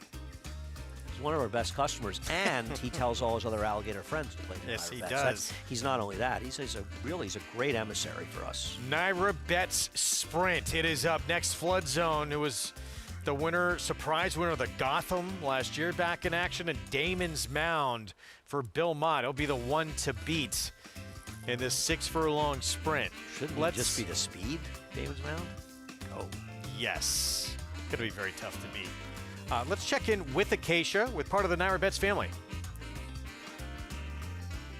Joined by Anthony Minerva, who joined me last year on this day too. So we're making it a little bit of a tradition here, Anthony. I know you enjoy playing Tampa and playing with NYRA Bets. What's so appealing about races like today? Well, first of all, everybody's got to love NYRA Bets because NYRA Bets is definitely the best platform to bet. I probably got to say I've been betting with NYRA for 54 years, believe it or not. And I love coming to Tampa. It's just a great atmosphere. The weather's always perfect. The NYRA Bets race always seems to go to a New York connection somehow. And then again, this year again, you got Maiden and Alvarado. They're in the race again. They happen to be the favorite, believe it or not. But I think it's a great place, and NYRA Bets is definitely the best. And you're dressed well you got the Tampa logo on today. You mentioned the NYRA Bets Sprint. Came a really good one. Damon's Mound, Flood Zone. Who do you like? I like Irad on the rail. You got to love Irad. He plays to win. You know, that's the guy. If I wanted someone to ride my horse, it would be Irad. Because if you run second, you're losing. So with Irad, he likes to win, so I would go with the one. Well, good luck. Thank you, as always, Anthony. Hope you have a winning day. I'll try. Thanks. See you in the winner's circle. Good to hear from him. Send him a hat. Absolutely. Gorgeous day at Tampa Bay, and I'm sure many would like Flood Zone in here. Brad Cox, Arad Ortiz Jr. That's where you can get signed up at NYRA Bets, and that's the offer, the $200 deposit match new customer bonus with that promo code at sign-up, match 200. And you and I were talking about Flood Zone before, who's taking money as Irad. Got a 75 buyer last time. You were saying the things you look at him has him running much faster, and I thought that figure could be as high as an 85. I thought it was a little bit low based on who he ran against. Back to New York, B Provocateur jumped out of the gate, opened up almost a 2-length lead from the get-go, and it was over. Jorge Vargas Jr., Rudy Rodriguez, B Barn Racing Stables, and this one by Take Charge Indy breaks his maiden career start number 5. I think the way he got out of the gate today, Rudy probably said, I wish I was riding him today. Yeah. He did the work. Makuto ran well for second. He will win his next start in all likelihood. More to show than to place. Yeah. Even money on your winner. Stakes action back-to-back to finish off this card. First up, Top Flight Invitational, mile and an eighth. Phillies Mares 4 and up.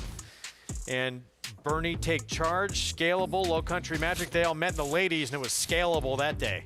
Yeah, Scalable ran extremely well last time, and as you said to me, she's way the horse to beat in this race. And Lost Horizon, and currently at 2-1, might be the biggest underlay since the Town down at Tampa.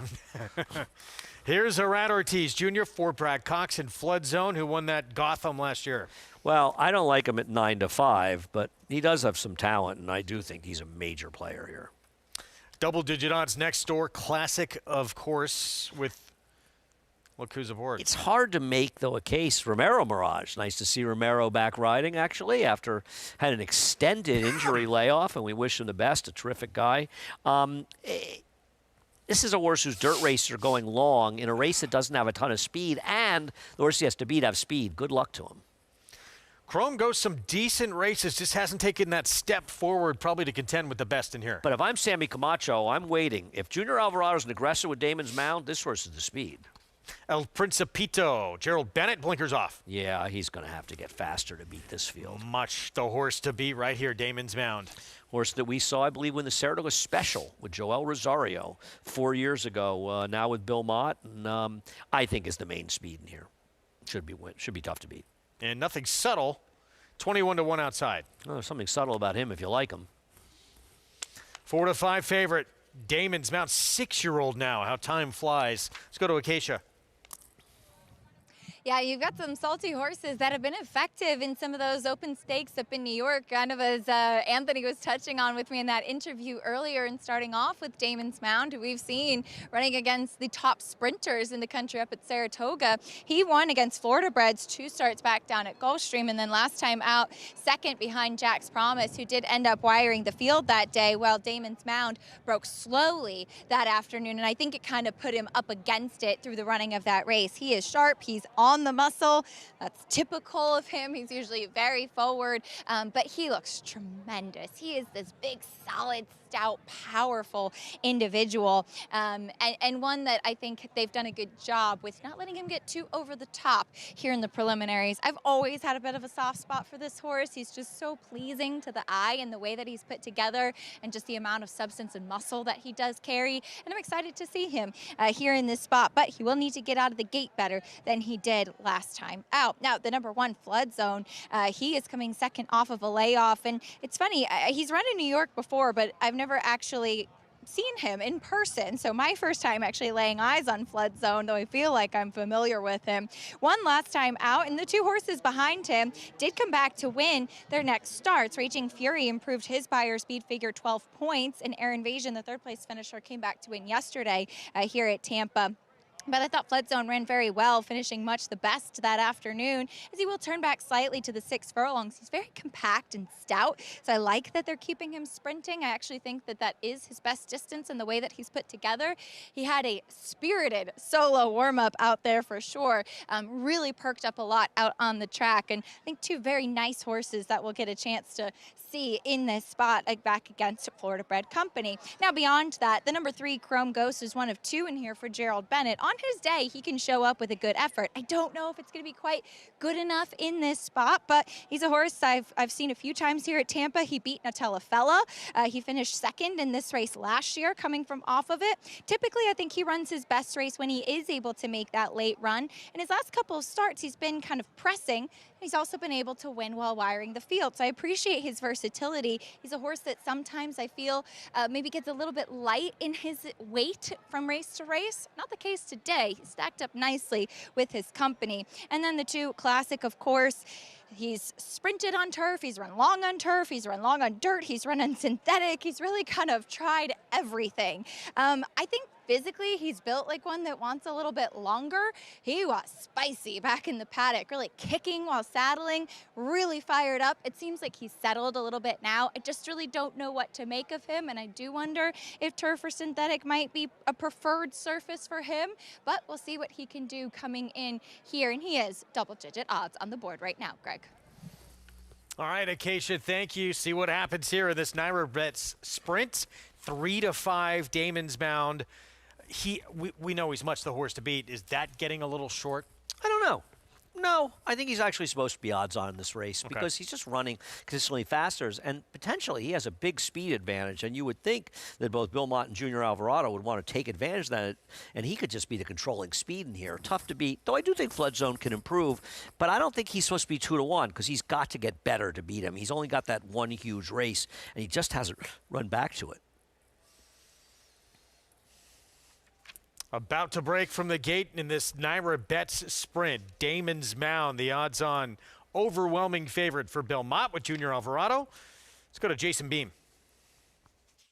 Here today's 8th race. The NYRA Bets sprint.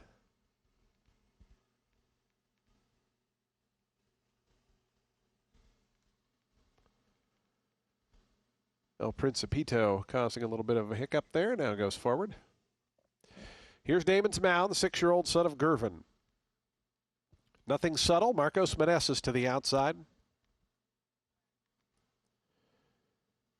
Nothing subtle goes in.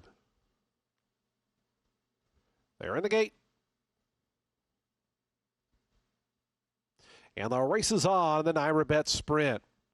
Damon's Mound got away to a good beginning. Going with that one early is Chrome Ghost. Those two quickest as they go through that first 16th of a mile. Flood Zone just in behind them to the inside. Pokes a nose into third. Between horses, El Principito, nothing subtle out wide. It's 2.5 more back to Classic, of course, who is the early trailer with 4.5 furlongs left to go in the sprint. Damon's Mound, Chrome Ghost, they are 1-2 right together on the front end. A lineup of 3 in behind them. Nothing subtle out wide. Flood Zone stays to the fence with El Principito between horses. 2.5 more to Classic, of course. Damon's Mound pokes that head in front as they round past the 3/8 pole. Chrome Ghost sticking right with him, though, at this point, as Nothing Subtle's being worked upon out 3 deep. Flood Zone fourth, 2.5 lengths behind as they wind around that far turn. Damon's Mound and Chrome Ghost, they continue to do battle 1-2. Nothing Subtle continuing to be pushed along from third. Flood Zone going to come out to the 3 path to try to come after these leaders as they come to the top of the stretch. Chrome Ghost on the inside, Damon's Mound, they've been 1-2 throughout. Damon's Mound on the outside, Chrome Ghost on the inside. A final 16 to go. Damon's Mound maybe just in front of Chrome Ghost. Flood Zone down the outside. Damon's Mound, Chrome Ghost, Damon's Mound. Racing's newest millionaire wins the NYRA Bets sprint. Chrome Ghost was valiant, but second best. It was a photo for third between Flood Zone and Classic, of course. Damon's Mound had to work for it, but picks up the 8th win of his career. And as you heard from Jason Beam, breaks the $1 million mark in earnings. NYRA Bet clearly making millionaires all over the country. Junior was extremely confident, maybe a little overconfident, to be honest with him, because it was a fairly narrow victory. And give some credit to Chrome Ghost, who ran very well, and he had run some fast races beforehand. And his rider, Sammy Camacho, used his speed to his advantage, but Damon's Mound was just too good. 108.88, which is not far off the track record. Yeah, I was counting. I thought it was like 109.1, so I was actually surprised it was that fast. That's moving. It's a good horse. I mean, this is a really good horse, Damon's Mound.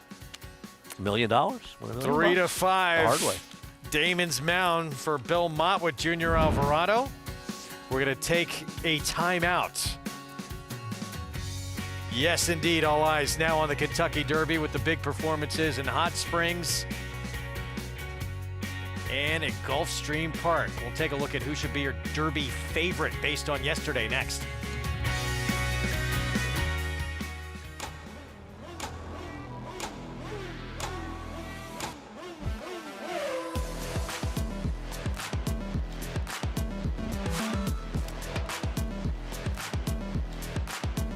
Prince of Monaco's too good for Moose, an impressive winner of the best pal. Miramondi's all hot, but Prince of Monaco too good. Prince of Monaco, standing at Claiborne Farm. You bet with NYRA Bets. Bet any track, anywhere, anytime. Download the NYRA Bets app to play today and get a $200 deposit bonus. Watch live horse racing. Get expert picks. Boost your bankroll with weekly promotions and hone your handicapping skills with exclusive tips and tutorials. Download the NYRA Bets app now. Sign up now to claim your $200 deposit match bonus. You bet with NYRA Bets.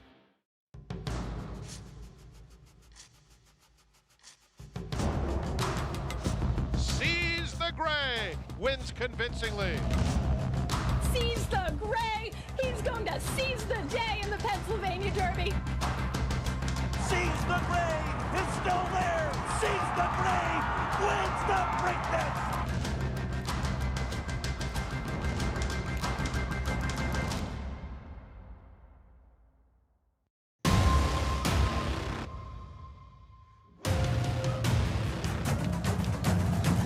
Passion, performance, and the pursuit of excellence. At West Point, the horses are the heart of what we do. The partners really are the soul. The bar that they set is different than everybody else. This starts and ends with the care of the horses. This is a real immersive experience.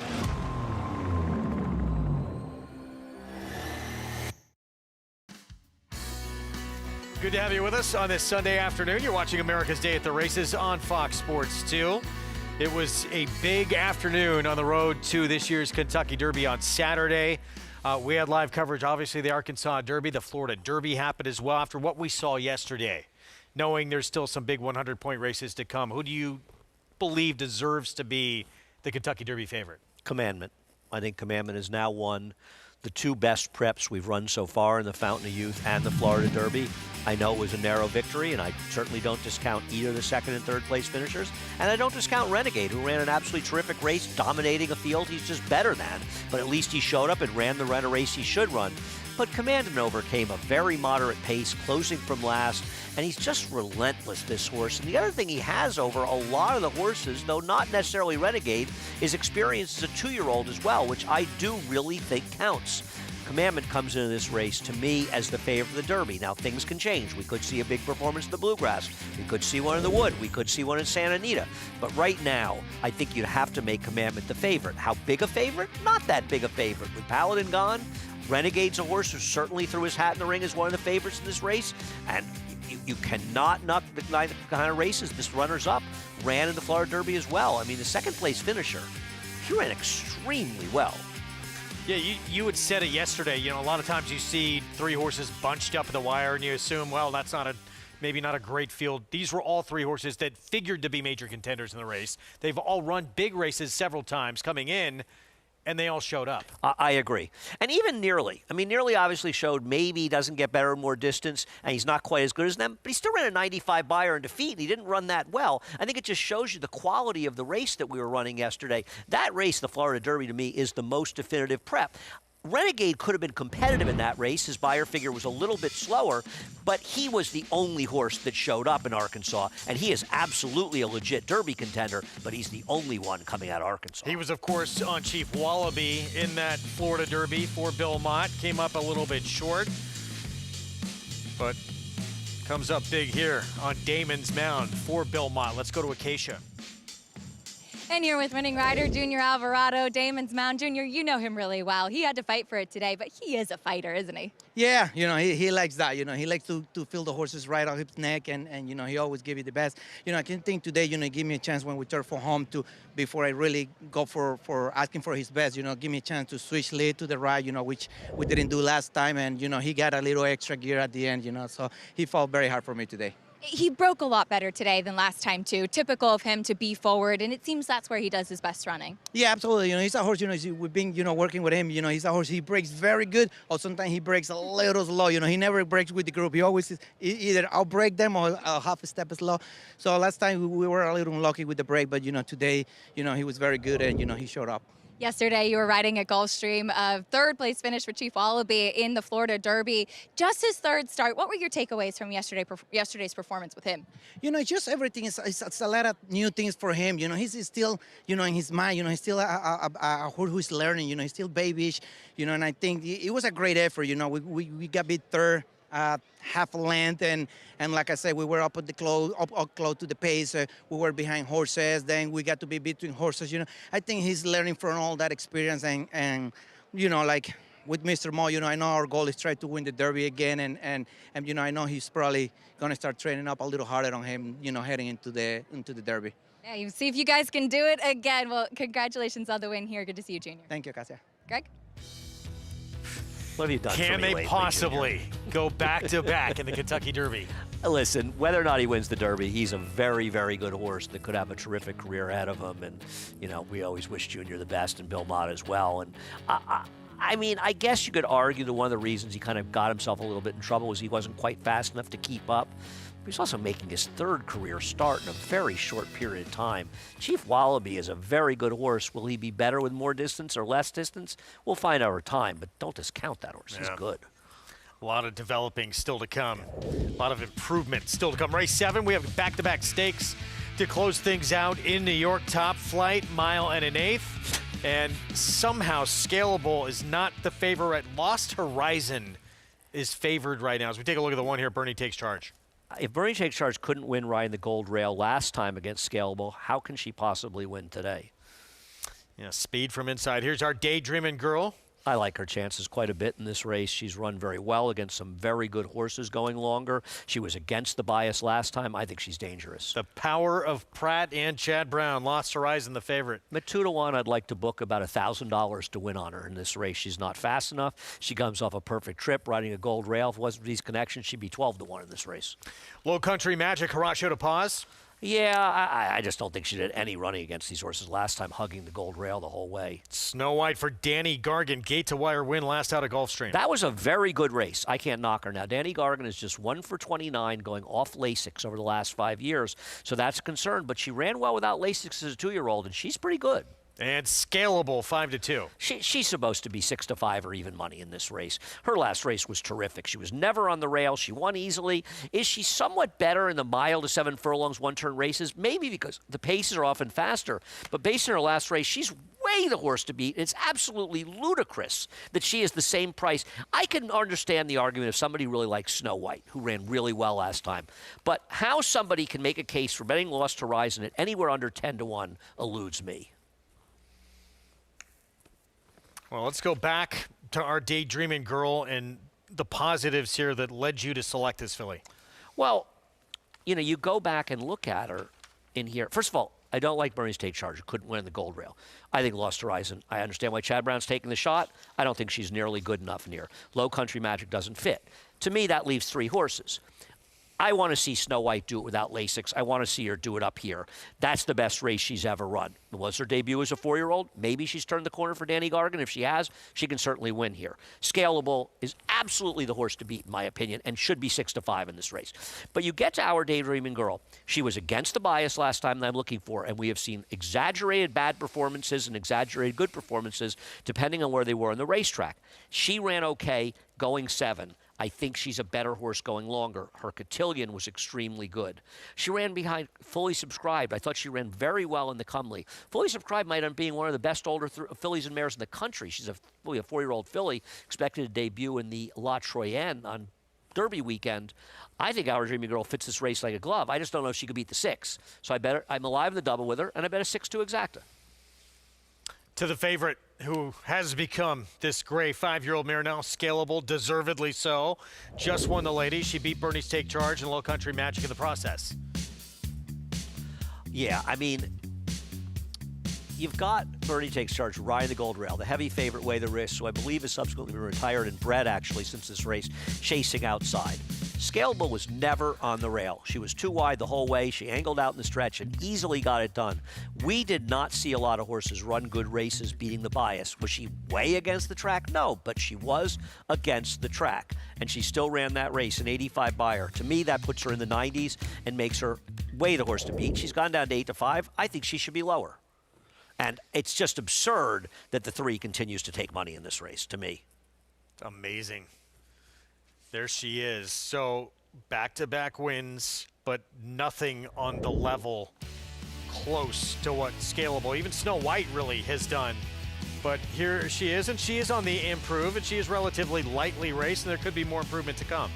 No, yeah, if somebody wants to make a case to me for Snow White, I'm with it. I don't love the Lasix off numbers. I think they are very important, especially for a shorter priced horse. But now we're looking at the number 3, Lost Horizon. She came up the Gold Rail. She beat Sassy Princess. Sassy Princess would be, I don't know, 40-1 in this race. Minnesota Money, who I think ran second yesterday, she'd be 50-1 in this race. It's Flavian Pratt's Chad Brown. One's a great trainer, one's a great rider. They're going to get this horse who ran an 81 buyer with a perfect trip on a biased racetrack to suddenly improve 5 lengths it needs to improve to be competitive here on a fair racetrack. This horse wins at 2-1. I tip my hat to you. I'd like to book a significant amount of money on her at that price. This is lunacy. Shocking. Lunacy. 8-5. Scalable. Todd Pletcher, Rapoli Stable, Kendrick Carmouche. See if she can go back-to-back in stakes off that ladies win back on February the 6th. Chris Griffin with the call. Snow White.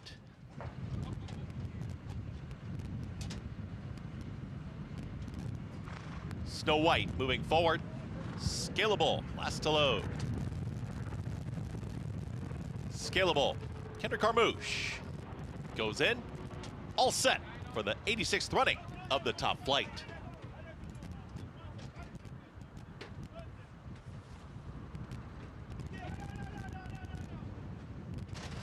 And they're off. Broken a beautiful line.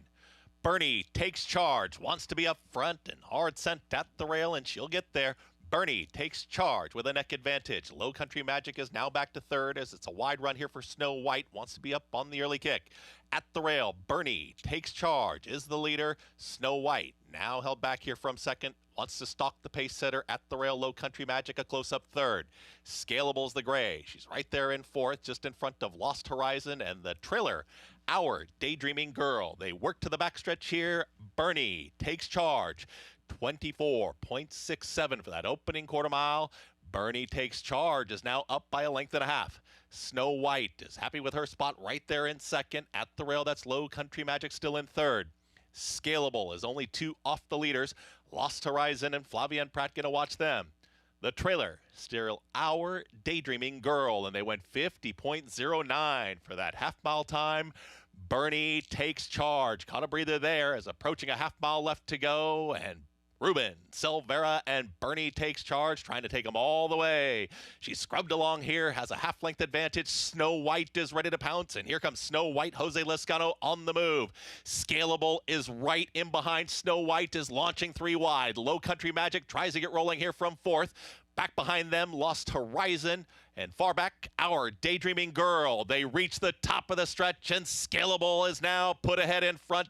In the center of the racetrack, Snow White is battling back towards the inside. Back to third, Bernie takes charge. Lost Horizon starts to rally on, but Scalable's trying to get away and doing just that. It's Scalable now up by a length and a half. Snow White is a clear second, a 16th left. Scalable's almost home, and Scalable will win the top flight. It's Scalable to win it. Snow White second, close for third. That's going to be Lost Horizon in a photo with Low Country Magic in 1 minute 51 and 4.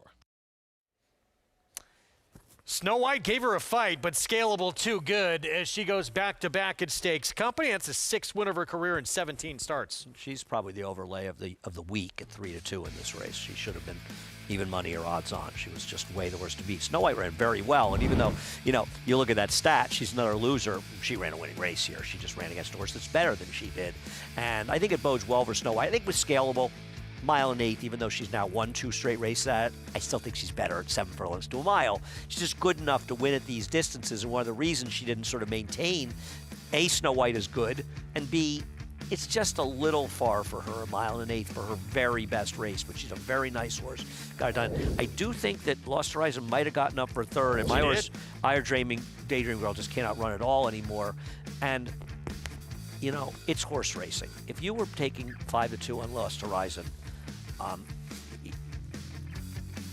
I don't know what to say. She was a 12-1 shot in this race. That was crazy. I mean, we're used to these connections getting over bet. This that was wild. Next level. Yeah, this was wild. Scalable. Now back-to-back, ladies. And now the top flight wins here at 3-2. Snow White, Lost Horizon complete the trifecta as Lost Horizon just edges out 44-1 shot Low Country Magic for third. It's Scalable with the 6th win of her career. More stakes action ahead with a Haynesfield next.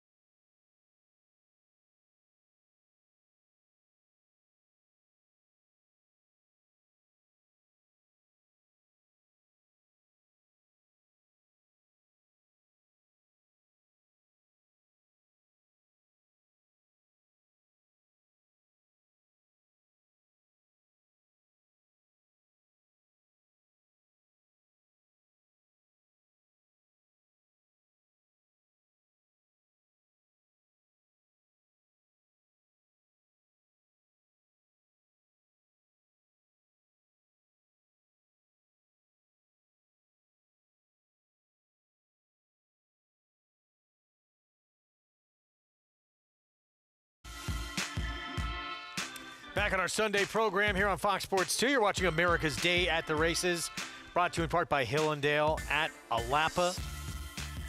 Well, we just saw Scalable go back-to-back at Stakes Company after that ladies win early February. Now takes this top flight and wins for the 6th time in her career. Todd Pletcher, Rapoli Stable, Kendrick Carmouche winning connections. Yeah, this was probably one of the bigger overlays you'll see at 3-2. A horse who really could have been 4-5 in this race. Her last race was extremely good, and she was just way the horse to beat. Snow White, who should have been second choice, ran very well to be second here. There's no disgrace there losing. She just lost to a better horse, and they were just much better than these. And I'm afraid that my horse, the number 2, while I'm not saying she should have been good enough to beat these horses, she just can't run at all anymore. This was a terrible performance by her. So Scalable, former graded stakes winner. That's another stake to the resume here in a race where she was just much the best, and Todd Pletcher with a big chance to take these final 2 both stakes to close out this card. You know, we had a good day yesterday. It doesn't hurt to win the Arkansas Derby. 1 for 2 in the Derby preps. That's not bad. So Todd's won more than his share of Derby preps, to say the least, and I think he does have the horse to beat with Donegal Surges. I do not like the other horse going to take money in there, Prince Valiant. Prices finally have arrived. Here we go, $5.16 for the win. Snow White Lost Horizon, complete that trifecta. And again, yeah, Pletcher, big chance to win the Haynesfield as well to close out our action on this Sunday afternoon here in New York. Donegal Surges from the rail with Manny Franco. Looks like the one to beat, coming off a big effort February 28th. Yeah, no, I picked him. I think, you know, after the scratch of National Identity, he ends up being a very short price. So while I'm not going to bet against him, I'm not going to take him the short price. Haynesfield, who was he, for those that do not remember? New York bred who had some great success winning grade 1s in open company as well, including the Jockey Club Gold Cup. Did something that the official horse of the year couldn't do. He beat Blame. And this was, I believe, Blame's only loss as a 4-year-old when Haynesfield beat the Jockey Club Gold Cup. And he was just a terrific racehorse, a New York bred. And while he was trained by Steve Asmussen, I put train in quotes, he was trained by Toby Sheets, who was the assistant for Steve Asmussen. And this horse was always in New York and always with Toby. And Toby was part owners of Haynesfield, and Toby was very popular here, a very close friend of Maggie's as well, who unfortunately passed away way, way too soon. And every time I think about Haynesfield, it always makes me think about Toby as well. And he was a terrific, terrific racehorse, and Toby did such a good job with him. And this was a great win for him, and also our friend Ramon Dominguez as well. Yeah. Who we miss seeing. I see him, but not enough. I miss seeing him ride. Won the Suburban, and then got to beat up on New York bred company too in the Empire Classic, winning a couple of times. They were happy to have him running against open horses. And, you know, it's funny with Ramon, and obviously, you know, with his injury, and we're sorry he retired earlier, you wonder about the trajectory of Irad Ortiz's career. Irad would have been a great rider no matter who he was running against. But I think the fact that Ramon had to retire early, it opened things up a lot allowed him. And I think Irad would agree. It sort of opened things up and gave him a much better opportunity here in New York, because Ramon was just dominating at that time. He's amazing. For good reason. He was one of the great riders I've ever seen. Don't think I didn't hear that little shot at Zenyatta you just took. He did something that no, I know. He beat Blame. I heard it. He beat him fair and square, just like Blame beat Zenyatta fair and square, and for some reason was cheated out of Horse of the Year. Pleasant Acres Stallions Distaff Turf is next at Tampa. Mile and a 16. You know, one of our sponsors agrees with me. 5-1. If you want to guess who. On Charlie's Wish. I thought they might. Yes. You know me, I can suck up to a sponsor almost as well as Frank Miramati. I didn't have much to say about this horse. I guess if you sort of sift through, this horse ran against much better horses last time on the turf. Yeah, it was the grade 3 Endeavor. Miss Mary Nell, big price next door. Romero Mirage aboard. Would have to improve, but happy to see Romero riding again. He's such a good guy. This one was interesting. Dreaming of ABBA. Speaking of running against tougher horses, though, she was twice the price of Charlie's Wish in the Endeavor, and she easily beat her, though. Notable Exchange, Junior Alvarado shows up here. I love seeing Junior ride, but I think that she's a little overmatched. Super Willowa, John Velasquez for Michael Trombetta. I just love the way you just said that, as though everybody knows how to pronounce Willowa. She's a big contender here. Rugula. Sammy Marin aboard. I could use a little Rugula. Mitch never brings any Rugula in. Isn't she kind of the horse to beat on paper? Oh, I guess not. There's a 4-5. Yeah. 17-1. Let's go Coco. Okay. Go, Coco, go.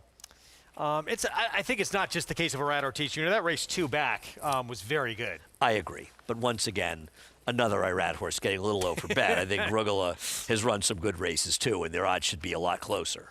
Yeah, odds on outside Super Zonda. Let's go to Acacia. Yeah, I thought this race was a little bit more wide open than the tote board might suggest, but taking a look first at the 2 horses in the Live Oak colors, starting with that favorite to the outside in Super Zonda. She did run against some really good horses last time out, including Lush Lips, who's really kind of a class above these. And if you look through her last race, it says checked repeatedly. I don't think she had actual trouble last time. I think she was making her own trouble. Yes, probably she was in some tight spots, but she was very hard to handle throughout the running of that race. She did steady a little bit early on, and then Javier Castellano was aboard that day, took a hold, and it seemed that she just kind of resented it, and she was getting keen. Her mouth was wide open. She was throwing her head up and causing her to kind of lose some ground and check back in response. But again, I do think it was her own fault, for lack of a better term, last time out. But yet, again, she was facing better. I think she's better when you let her have her head, be a bit more forward, be a bit more tactical. She's pretty sharp in here, and she does not seem like the easiest horse to ride. So she's a horse, again, I would like to see her be a little bit freer running than she was last time out. Looking at the number 6, Super Willowa, I think that she's a contender as well. Wrigleyville was able to be forward last time out at Tampa. And this is a horse that I actually like better today than I did last time, where she had an outside post, and I just really wish that she would have strengthened a little bit coming into that race. She has, actually. She hopped a little bit at the start last time out, had the outside post. She couldn't reach the top 2, but I thought kept on pretty well in that spot. But again, it looks like she's really kind of put on a little bit of muscle mass since that last race and just doing very well right now, which I certainly do appreciate. The number 1, Charlie's Wish, one thing I will say about her, coming out of that Endeavor 2 starts back, it was raining that day. I was here, and it was a race that was towards the end of the card. It was much cooler, steady kind of lighter rain falling, and nobody went to the front end. Aussie Girl, who's very talented, was able to go to the front and wire, whereas Dreaming of ABBA, who I appreciate and is consistent, she was forwardly placed. Charlie's Wish just was really far out of it and is a big, heavy body type of horse and just never really looked comfortable in that running. Last time out was on the synthetic. I think if you kind of sift through some of her turf races, she may not be quite as good as some of the others, but I do think that you can make a few excuses for her and interested in her getting back on the grass. As far as Rugula is concerned, this one I think is a major player. She has a big, long stride to her, plenty of early speed. I thought ran very well last time out, dueling for second and winning the battle behind Accent, who's been in terrific form, especially here at Tampa. Thought that she was a major player, and I recognized the name, and it kind of struck something in my mind, Greg, and I looked through her past performances and remembered she ran at Belmont back at the beginning of her career. Might have been the 3 of us on the card that day, and I seem to remember you promising to bring some Rugula in, and I think we might still be waiting. No, I've not forgot. I wanted to wait to make it really special. Actually, Acacia, I hate to tell you, Greg brought it in. I ate it all. No, as soon as Acacia's back from Florida, if she's not in Florida, the warm weather all winter, and she's complaining, we've been up here shivering the last 4 months. No, she's right. I'm going to make good on my promise. I did promise to bring some in, and I will. Okay. Make good on my promise. I like apricot, if you're wondering. Raspberry and apricot are my favorite Rugula. Chocolate Rugula, really any Rugula is fine, but okay. Raspberry and apricot. You both are in for a treat. I miss there was a man who was a fan who used to come out, and he was a smoked fish guy, and he used to bring in great smoked fish years ago. It's amazing. Some great people around the racetrack. We had someone, year after year at Belmont would bring homemade chicken parm sandwiches. They were incredible. Yes, no question about it. It was at Belmont, actually. Well, we expected to be back. We want the sandwiches. Pleasant Acres Stallions Distaff Turf. Let's go to Jason Beam. Pleasant Acres Stallions Distaff Turf.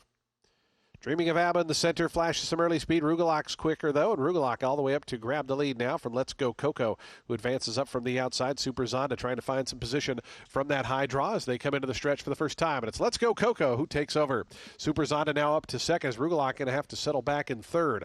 Length and a half more back to Dreaming of ABBA. Super Willy Wah, they're fourth and fifth. It's a length and a half more back to Notable Exchange. The Grays racing in sixth. Charlie's Wish seventh. And Sister Mary Nell, the early trailer, as they work past the 6 furlong marker. Let's Go Coco in front 3/4 of a length to a tugging Super Zonda under a strong hold there in that second spot, but is pulling up closer. The favorite now up within a neck as they go around that first turn. 23.14 seconds. It's Let's Go Coco, 3/4 in front of Super Zonda. Rugelach stays toward the inside. Super Willy Wah also under a tight hold there in fourth, pulling on the outside. It's a length and a half more to Dreaming of ABBA. After that comes a Notable Exchange. The two at the back, Charlie's Wish and Sister Mary Nell. 3.5 furlongs from the money in the Pleasant Acres Stallions distaff turf, and it's been long shot Let's Go Coco throughout. Marcos Meneses and Let's Go Coco past the 3/8 pole, 3/4 of a length in front of Super Zonda. Super Willy Wah getting closer up to third with Rugelach tucked in toward the inside. Rugelach going to need a seam here as Let's Go Coco still narrowly in front. To the top of the stretch, Let's Go Coco still a neck in front of Super Zonda. Super Willy Wah swings out 3 deep. Rugelach going to look for a room down at the fence. In behind that, trying to run on is Dreaming of ABBA and Notable Exchange. Let's Go Coco still battling bravely in front. Super Zonda on the outside now coming up to level terms. Rugelach's back third. Super Zonda trying to get by a stubborn Let's Go Coco. Super Zonda just in front. Late Super Zonda to win the Pleasant Acre Stallions distaff turf. Let's Go Coco ran a good one in second. Rugelach was third after that. Dreaming of ABBA and Super Willy Wah. Yet another stakes win for trainer Marcassi, who's been racking them up all year long in Hot Springs. Now adds ones here at Tampa. Tough year so far for Mark. You're right. He's really suffering. I'm glad to see him get the win. He really needed a stake win. Yeah, nice win. Irad stalking there. Very, very good effort by the runner-up, the long shot, by the way. Let's Go Coco, finishing a game second. Yeah. Rugolo trying to come up the rail, just came up a little bit short with a good trip. I don't know. I assume being inside's okay, but Super Zonda grounded out was a much more reasonable 3-2 by post time. Yeah, coming out of a grade 3, more realistic spot. Now 2 wins the last 3 starts. Haynesfield to close out action in New York when we come back, and that is the one to beat. Donegal Surges, Todd Pletcher, Manny Franco, coming off a victory back on February 28th, the 8-5 favorite.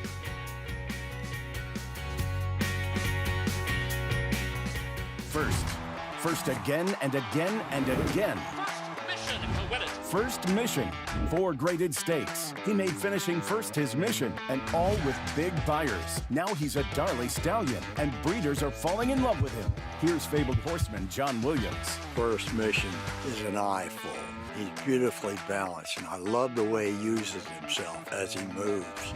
Come to see First Mission and tell us your first impression. Consider it your mission. New York breds. Race them. Respect them. Bet them. Respect them. Breed them. Respect them. Buy them. Respect them. Train them for a second career. Respect them. Join us in respecting thoroughbreds at every stage of life. Learn more at nybreds.com.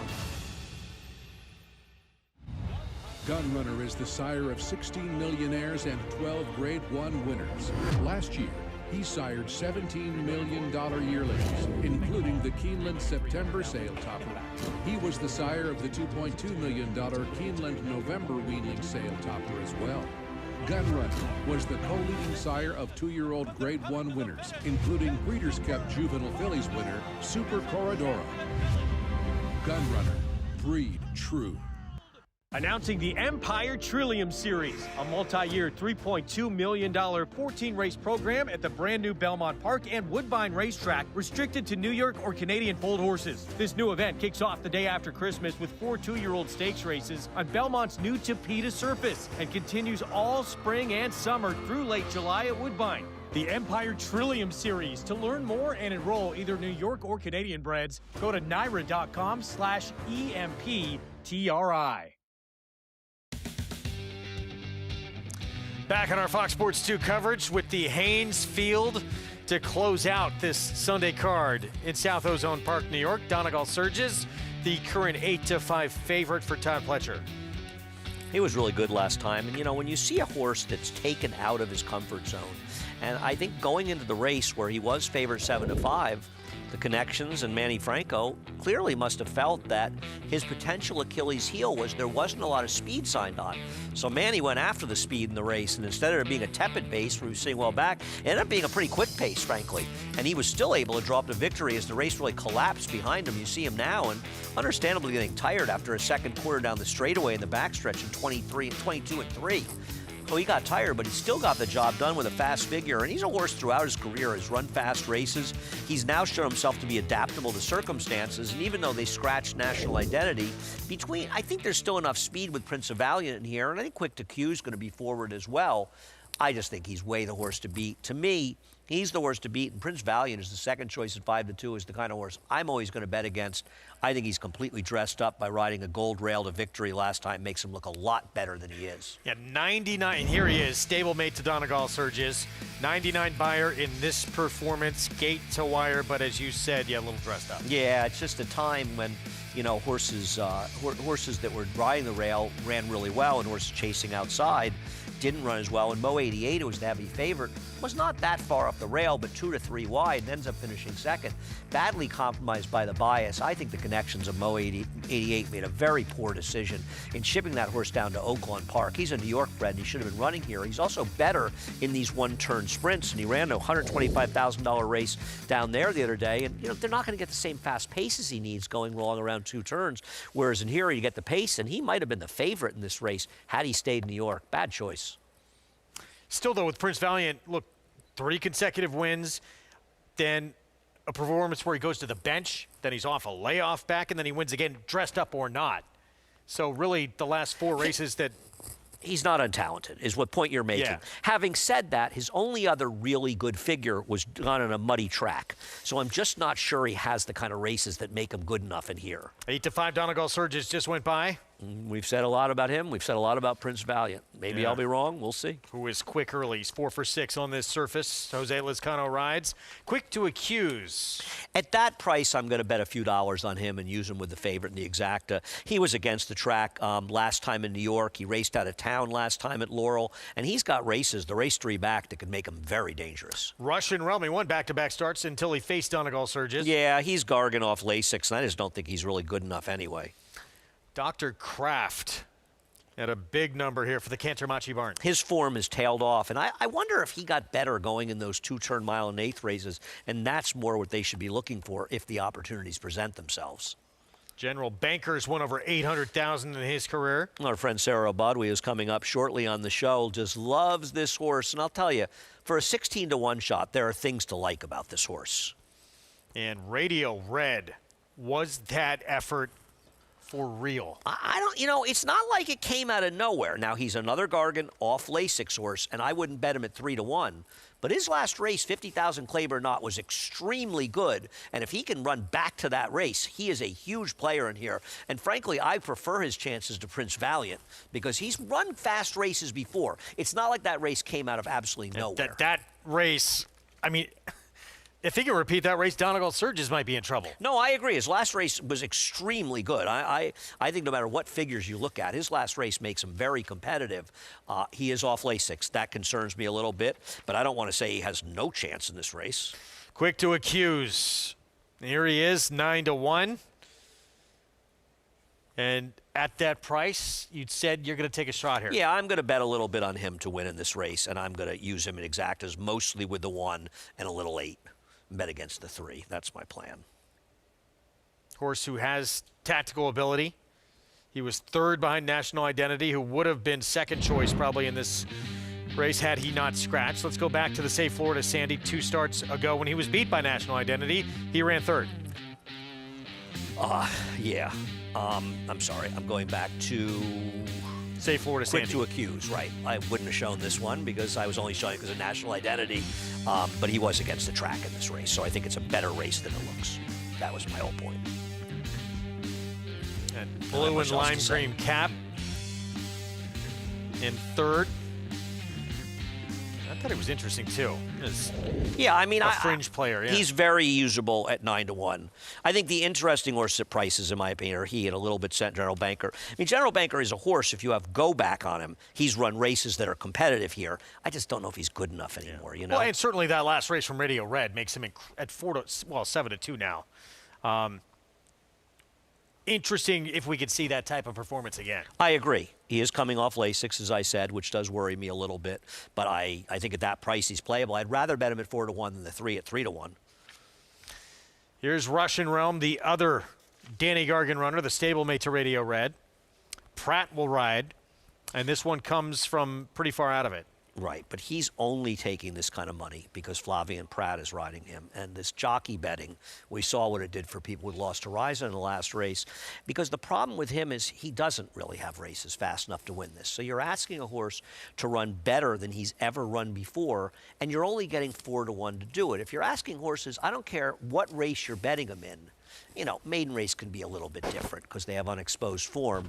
But in general, if you're asking horses, he's got to run better than quite a few horses in the year are capable of running, and you're only getting 4-1. And for what it's worth, he's also Lasix off as well. Not quite to the level we saw in the last race, but again, another one just massively, and it was Pratt again. Yeah, getting way over bet. There's the 9. He's close to it at 9. I mean, 9-2 is least acceptable. Yeah. I mean, the other horse just had no chance. So Radio Red, look, this performance, it was 7 furlongs. It was against softer 50 condition claiming, but it was big. Yeah, it was big. And, you know, you look at his prior 2 races, they were wet sealed tracks. He ran a 94 the time before that. So his last 2 dry track dirt races, his Beyer figures have been 96 and 94. He did it with Lasix, and I think that should be noted here. And he didn't run as well without Lasix. But on the other hand, he didn't run that badly in the wet behind General Banker. He got an 88 a few races back. So he's run okay without Lasix. He's a player in here, and he's 4-1. And to me, where I think the 3, Prince Valiant's, the way I handicap, is dramatically dressed up by riding a gold rail. I don't think there's anything dressed up about Radio Red. I think his performances are legitimate. The Lasix off angle bothers me, but he's 9-2. If you like him, you should bet him. I'd rather bet him at 9-2 than the other Danny Gargan horse at a similar price, just because Flavien Prat is riding. Flavien's a great rider, but he doesn't have a jetpack on his back. Absolutely crazy. Right? That they're the same price. It's absurd. The 9 is much more likely on paper, I think, to win. He's run the races. I mean, that last race might be faster than anything the favorites ever run. No, the last race is a very, very good race. How much confident are you he's going to run back to it? I'm not. Yeah. But I think I'll put it this way. I'm not going to argue with somebody who wants to bet him at that price. I would argue somebody who wants to bet the 5 at 5-1, and I'm against the 3 at 5-2. But it's horse racing. We'll see how it plays out. I'm certainly wrong as much as most people. Manny Franco trying to bring Todd Pletcher the late double here with back-to-back stakes on the card with the Haynesfield here to close things out. Incredibly talented New York bred who was a Grade 1 winner of the Jockey Club Gold Cup. And it brings back Toby Sheets, who was so popular around New York racing that we lost way too soon. I'm kind of sorry Maggie's not here for the Haynesfield. I know that she would like to have been that, and she was so close. He was a godfather to her children. Very close to the kids. She's en route back from Hot Springs. I hope so. I hope that some of them, Eric and Ernie, have a better trip coming back than they did going there, where their plane got canceled just as Eric got to the airport 3 hours before the flight. Rough one. Yeah. Ernie took it well, though.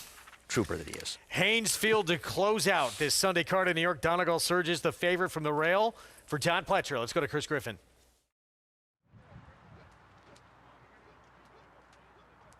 To the outside. All set for the Haynesfield.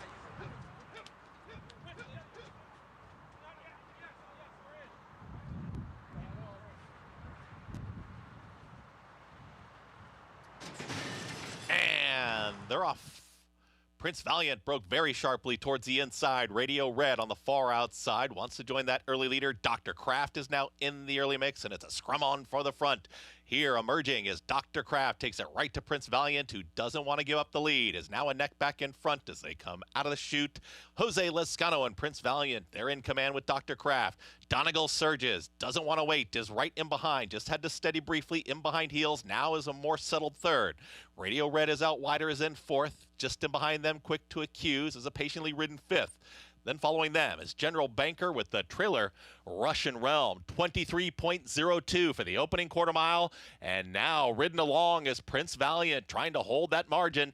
Dr. Kraft, a stubborn long shot, won't go away, and 45.15 half-mile time posted. Prince Valiant is a neck in front. Dr. Kraft just won't go away. Radio Red starts to range up now 3 wide. Donegal Surges is dropping back. Hard ridden by Manny Franco is back to now 6th. Here comes a rally towards the outside from General Banker, lay Quick to Accuse, and the long shot Dr. Kraft has put a nose in front. It's Dr. Kraft trying to pull off a shocker in the Haynesfield. Center of the racetrack is Radio Red. Prince Valiant is now fighting on towards the inside. General Banker starts to make up some late ground. It's Radio Red slowly catching these leaders. Dr. Kraft is still in between horses fighting on. They approach a final 16th. Radio Red is now in front. Quick to Accuse is going to lunge late in between horses. Radio Red looking for the line. Radio Red wins the Haynesfield. Radio Red had to dig in deep to win the Haynesfield, then came. Quick to Accuse was running on. Same could be said with General Banker. There's a photo in behind. Give it to Radio Red. And Kendrick Carmouche in the Haynesfield in 1 minute 37.35 seconds. Radio Red and that performance last time out was for real. He goes back to back. Yeah, I mean, he got the absolute perfect trip, but, you know, there's Danny Gargan. He's now won with 2 of his last 4 horses off Lasix. So, Danny, maybe I'll still mention the stat, but they seem to be winning. And as we said beforehand, he was a very, very generous price in 9-2. And I know the other Gargan horse made a real run at the end, but at least he was close, good trip or not. I mean, they were flying up front. Look at the fractions and look at the final time of this race. They came to a walk at the end. And frankly, I mean, I didn't like Prince Valiant, and he ended up finishing, I think, 4th in this race, or maybe even 5th or 6th.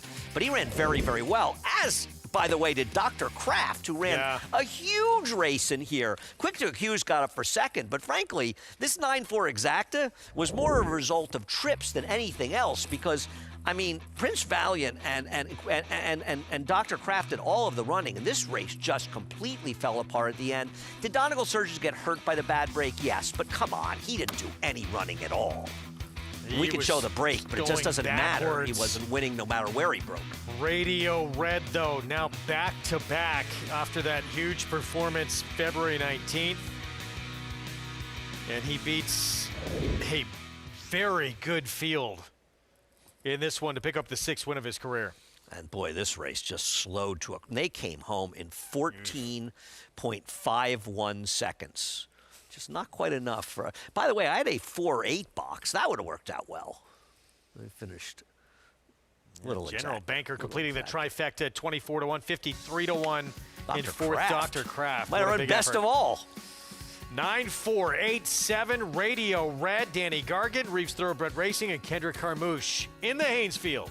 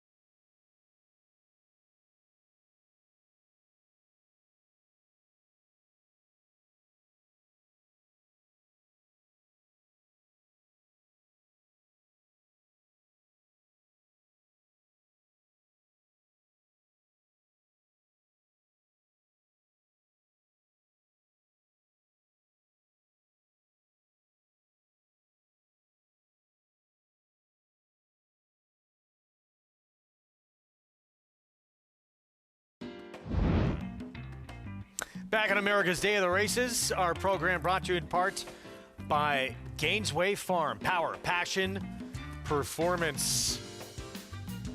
Super Zonda.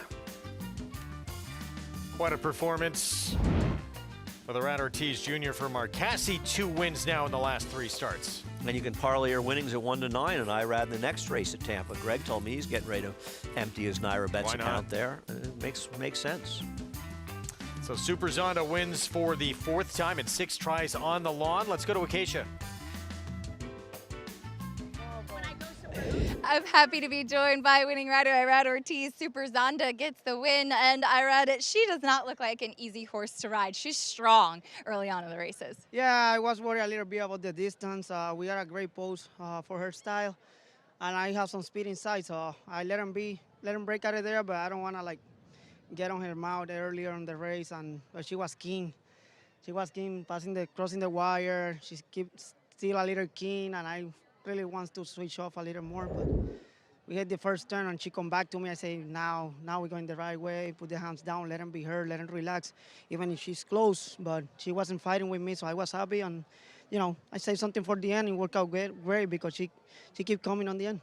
Yeah, she certainly did, and the class prevailed there. And how important is that, and you touched on it, to stay out of their mouth, especially horses that resent that, to try and have that fine balance? That's the key. That's the key. When they switch off and they wait for you, that's pretty nice. So it's hard to do it with all of them because they don't have the same mind, but when you're allowed to do it, that's fun. I mean, hit the backside and I was like, hands down, relax. I saved some energy for the end. I know she's going to give me a run.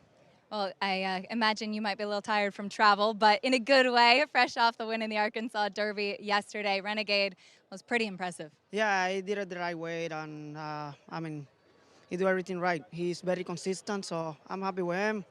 And we're traveling. We go everywhere we gotta go, and we're doing good so far. So we're doing great. Start the year strong, and got a huge support from everyone so far. Well, congratulations on the big win yesterday, and here as well. Thank you. And Renegade, flattering that Tampa Bay Downs form, Greg.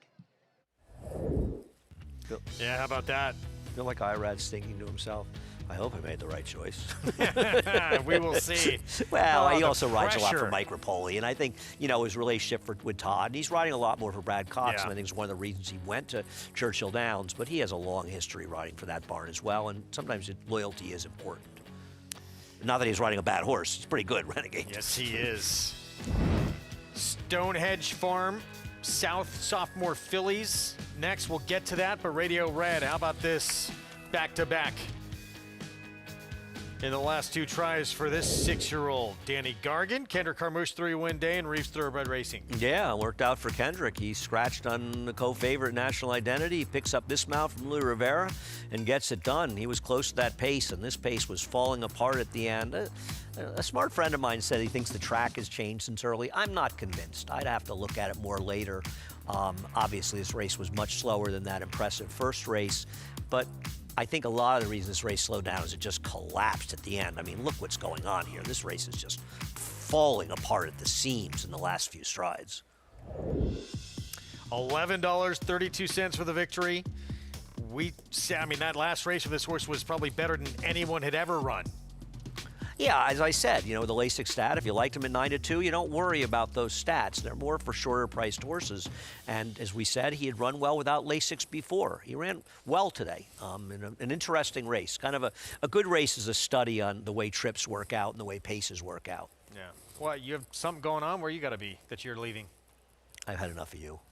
I don't want to be too mean about it, but I think we haven't been together actually that much this weekend. Ah, we haven't. Yeah, we spent almost no time. We got like 2 hours so far until today.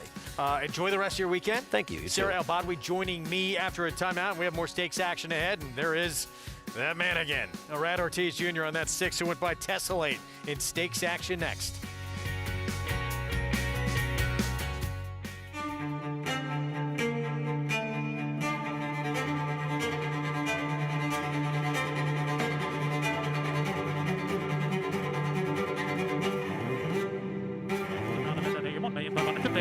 $6,600,000 $1,600,000 bid today. $1,600,000 bid now 650. $1,650,000 $1,650,000. Anybody else? $650,000 bid today. $1,650,000. $1,600,000, thank you. You bet with NYRA Bets. Bet any track, anywhere, anytime. Download the NYRA Bets app to play today and get a $200 deposit bonus. Watch live horse racing. Get expert picks. Boost your bankroll with weekly promotions and hone your handicapping skills with exclusive tips and tutorials. Download the NYRA Bets app now. Sign up now to claim your $200 deposit match bonus. You bet with NYRA Bets. A warrior from the start. Dornock is coming back. Dornock in the Remsen. What separates the best isn't just talent, it's meeting the moment. Look your rival in the eye and say, not today. It will be Dornock to win the Belmont Stakes. And Dornock stubborn. Dornock wins the Haskell. A world-class athlete made for the fight. That's Dornock. New to McMahon Thoroughbreds for 2026, champion Uncle Mo's undefeated 2-year-old, Showcase, named a TDN Rising Star on debut, and winner of the Grade 2 Saratoga Special. Showcase is awaiting racing room, trying to get out of there, and Showcase gets out for a crack at first resort. Showcase lengthens his stride. He bounds home with plenty left. Showcase ultra impressive in the Saratoga Special. Showcase, standing for $5,000 at McMahon of Saratoga Thoroughbreds. We're back on America's Day of the Races on Fox Sports 2. Our program brought to you by the OBS 2026 Spring 2-Year-Olds in Training Sale, April 14th through 17th. Andy Serling. You're not Andy Serling. Thank God Sarah for that, Elbagui, right? with me, joining me for this final hour of action with more stakes to come. Rad Ortiz Jr. on Tessellate 1-5 coming up. We knew that this horse was going to be a short price coming into this spot. She's been the one that's most accomplished in terms of the rest of this field that she'll be facing today. But she has some questions to answer after a poor performance last time over at Gulfstream in the Forward Gal. It was great at Stakes Company. It was a big test for her. She was almost 14-1 that day. Here's our post-parade. We start with La Chismosa. Sammy Camacho rides. She's won her last 2 starts from just off of a pace setter in there. So one of those was at today's 7 furlong distance. If you don't trust the favorite, logical horse to be the one that is the one. Floco, we could see speed with this long shot. She's been forward in most of her starts so far, regardless of surface. Emerald Ember, John Velasquez for George Weaver. First time on the dirt for this horse, taking a little money. There's still a maiden as well.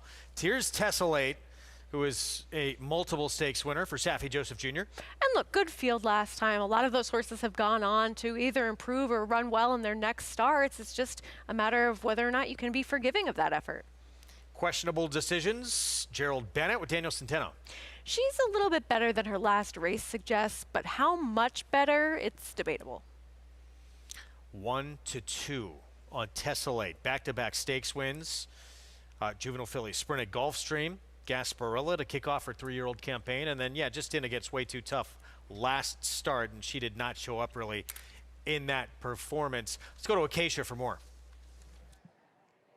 And you have a very short price favorite in here in Tessellate, and she looks it on paper, and she looks it in the flesh as well. Hard to talk too highly about such a short price favorite, but she backs it up too. Very well muscled coming in here. I thought that she won nicely 2 starts back, going 7 furlongs in the Gasparilla here at Tampa. So she's been effective on this track before. And then last time out in the Forward Gal, I think just facing too tough of a competition in there in Grade 3 company. And she was stalking and just really looked like she was struggling to keep up with those better horses. So I think the right spot for her, she just seems like she might lay over this field as far as class is concerned. Now, the number 1, La Chismosa, to the inside is coming in on a bit of a hot streak. Was a good claim for 20,000 as she won her last 2 races and definitely improved her by her speed figures as well. She was kind of chasing in second last time and did have a good trip. She's been effective at the 7 furlongs before, but watching her replays, she does have kind of a big, long stride to her as well. I think they all do have to get around your favorite, but a horse that tactically hopefully might be able to sit a little bit of a good trip in here with still some pace left in this spot, but one that can be forward and break well from the inside post. The number 5, Emerald Ember, is the wild card in this race because she's running on the dirt for the first time. And looking through her pedigree, the dam's 2 wins came on synthetic, second dam all turf and synthetic, and this is the first foal to race. And you would think with the sire Lean Star, you immediately think turf sprint, but his numbers are actually really strong across the board. He's 20% with turf sprinters, but 8 for 36, 22% with dirt sprinters, which I was a bit surprised to see, and about 20% with synthetic as well. So pretty consistent that they're able to handle everything. And while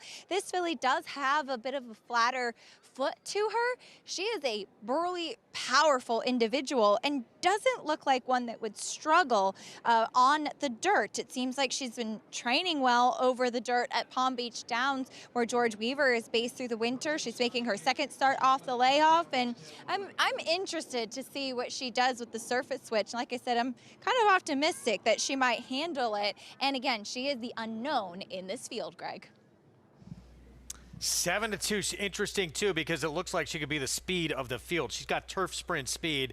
She didn't break great in the debut when she wasn't forward. She was just off a very hot pace on the turf in her next start, so I would think she's the one who's in front.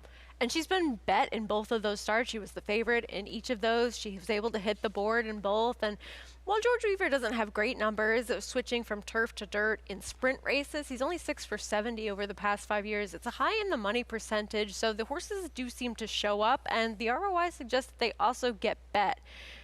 Do you want to take that much unknown against a horse who has the proven dirt form and proven dirt form against winners?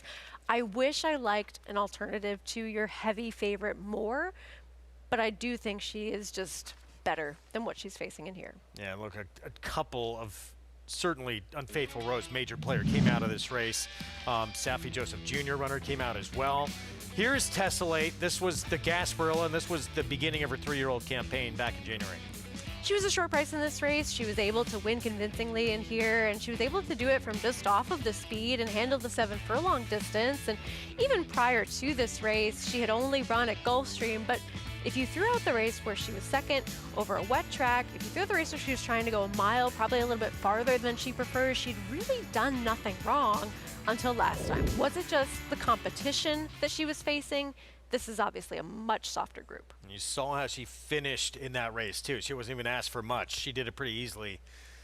And this is a much easier field than what she's going to get from those 2 prior stakes wins, you would think. Stonehenge Farm South, sophomore fillies. Jason Beam, the call. As she moves forward. They're in the gate.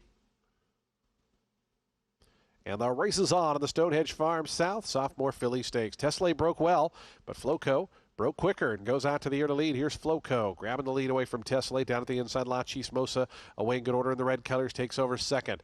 Emerald Ember's back in the 4th spot. Questionable decisions. The trailer is Floco, is the leader through that first 3/16 of a mile. It's Floco, a length in front. Moving toward the outside now, La Chismosa chases from the 2 path to come after this leader. It's a length and a half more to Tessellate. Emerald Ember, they're 3rd and 4th, basically together in questionable decisions. Is the trailer 22.27 seconds for the opening quarter mile. It's Floco and Marcos Meneses leading it now 3/4 of a length to La Chismosa. Sammy Camacho inching a little bit closer now to this leader.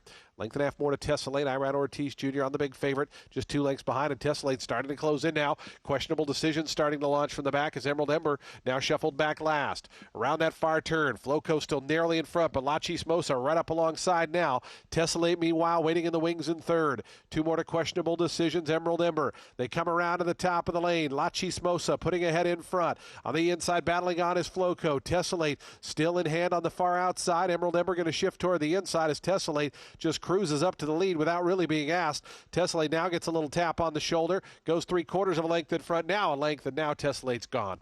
Tessellate in the Stonehenge Farm South sophomore filly is going to win it easily here by about 4 in the end. La Chismosa 2nd, Floco 3rd, Emerald Ember was 4th. Final time, 1:23.09 seconds. One of the easiest wins you may see all year long. Tessellate dominates her. She looked like she was better than these on paper going in.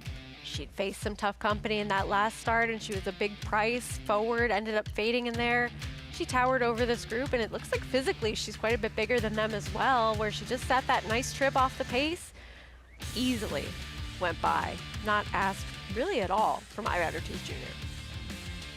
Dominant performance, 4th win, 7 career starts. Long way back to your runner-up. The 1, La Chismosa, and not sure Emerald Ember wants dirt. Or to run in quick races. 6-1-3-5. Tessellate at 1-5. Safi Joseph Jr., Ira Ortiz Jr., Magic Cap Stables. All roads indeed lead to Louisville. Speaking of your winner, we just saw at Tampa. On to bigger and better things the first Saturday in May. Stay with us.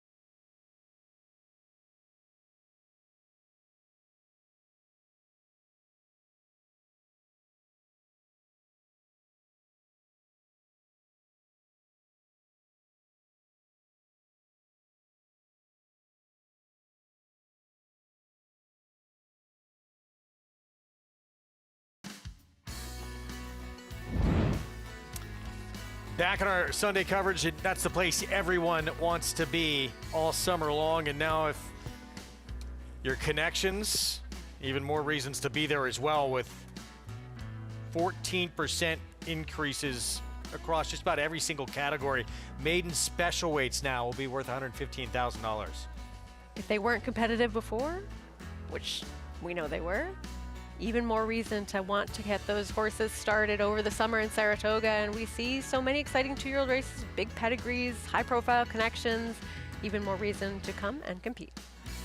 Even New York bred programs, state bred first level allowances will be over 100, will be 105,000, second level 110,000.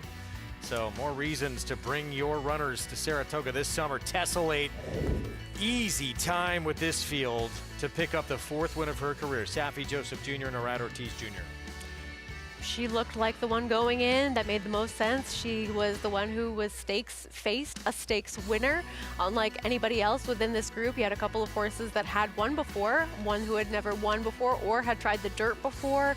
She was best. It's that simple, and if every race worked out this way, we'd all be right a lot more often.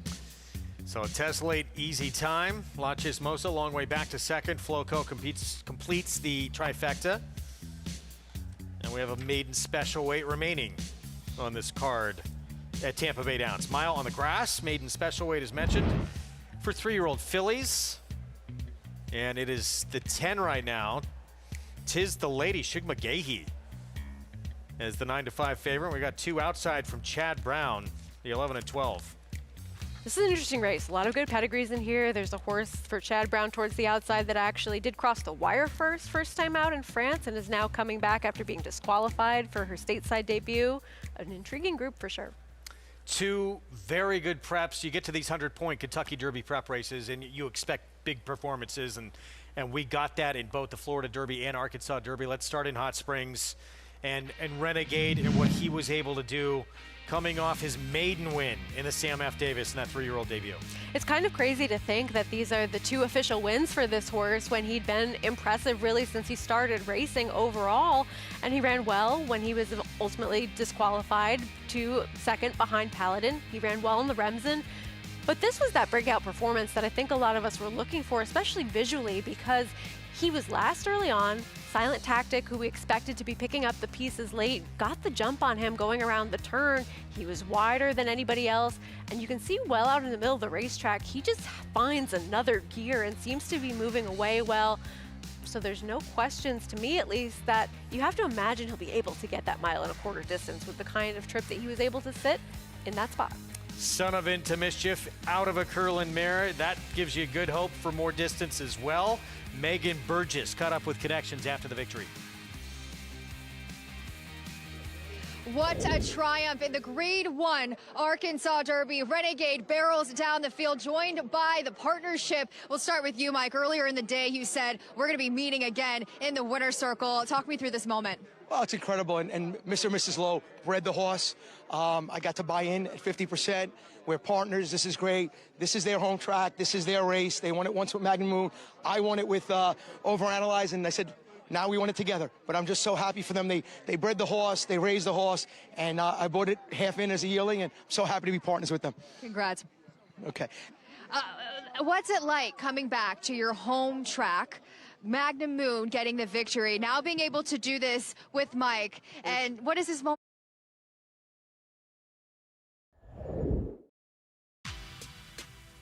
Apologies there, losing that interview.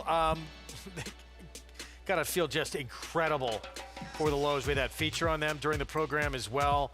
Homebred to win this race in their backyard. Now a 6th Arkansas Derby win for Todd Pletcher. It's incredible, and we were looking before the race at the kind of success that Todd Pletcher had in the Arkansas Derby overall, and while it had been a moment since we'd seen him with a big-time performer in that race, it all makes sense, right? When you have Mike Rapoli, you have Ira Ortiz Jr., you have the Lows who've bred and still own part of the horse, and going into that Kentucky Derby, do we dare believe that this might be yet another morning line favorite heading into the Kentucky Derby for Mike Rapoli? Gonna be close. Obviously, we still got 3 big races to come next weekend.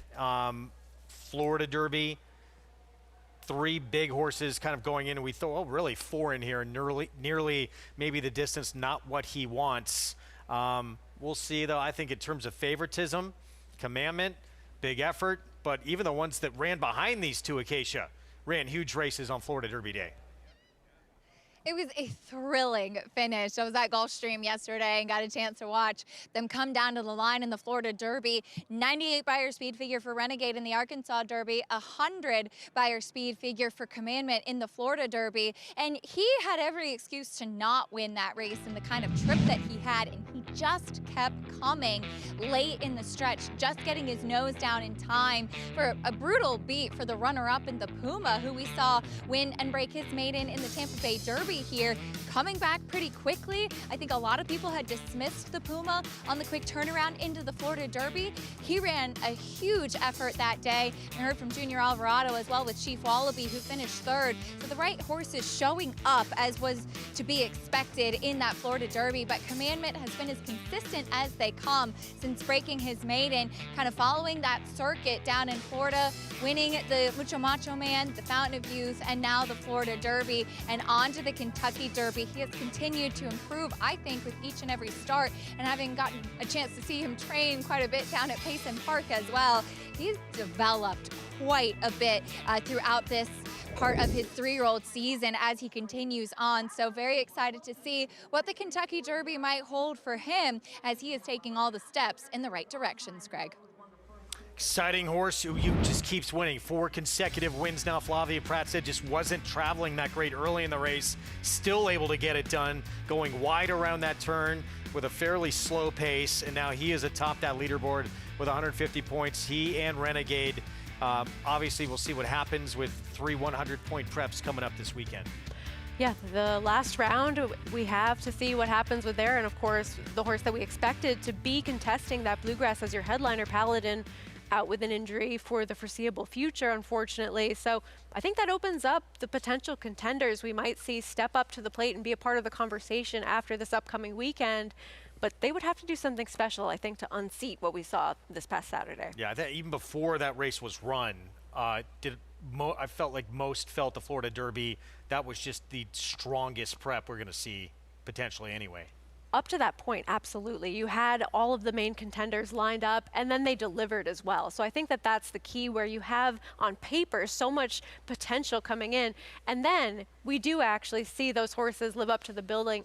Nearly, not quite the same, but you had that close photo finish with the 3 of them, and Chief Wallaby was the one who was up closest to that pace that started coming apart. The Puma made the first move, Commandment not traveling well early, as you said, and then able to come wide and with that big late run. So it was an exciting race, and I think that that's going to be the most productive prep in all likelihood going into the Derby. I don't want to put you on the spot, but is there a horse you think could be flying under the radar that we're going to see this next weekend coming up with these 3 major preps that gives those 2 a run for their money in terms of favoritism? No, I don't. No.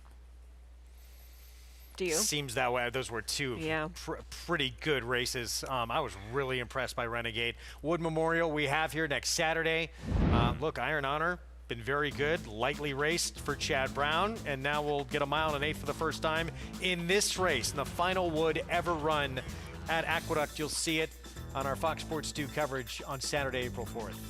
It's incredible to be a part of historic firsts and historic lasts like this one, where we'll see this Wood Memorial contested here for the final time at the Big A. It hasn't fully sunk in yet that this is where we're going in terms of all of our time at Aqueduct coming to an end very soon, but I'm excited.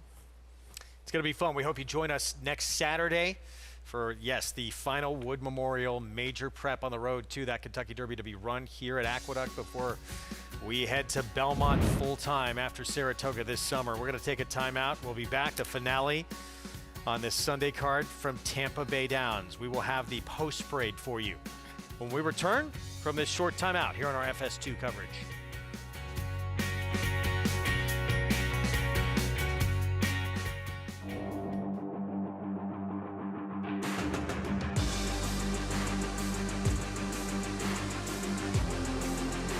Bright future indeed. Bright future, the son of Curlin to win by 4.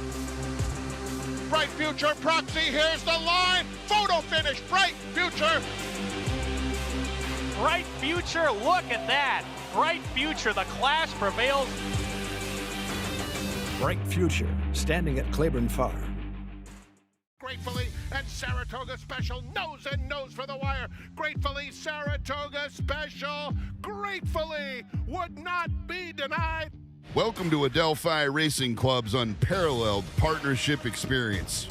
Exclusive access to the backstretch at Belmont and Saratoga, premier accommodations on race day, and of course, experience excitement like no other. Contact us today to get a taste of the Adelphi difference.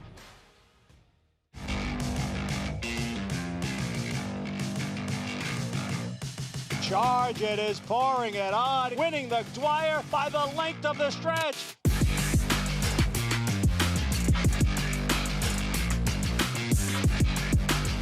Charge It wins it convincingly in this Grade 2 Suburban.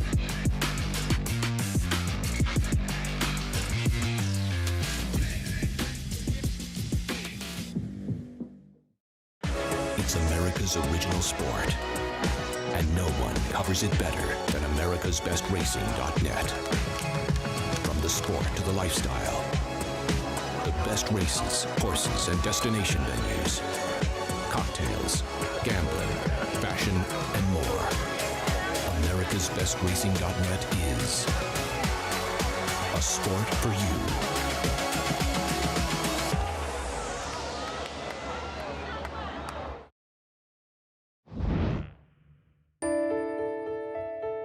Racing for Home is the brainchild of Acacia when she was a teenager. We decided we wanted to get a thoroughbred, and we thought we'd go to the racetrack.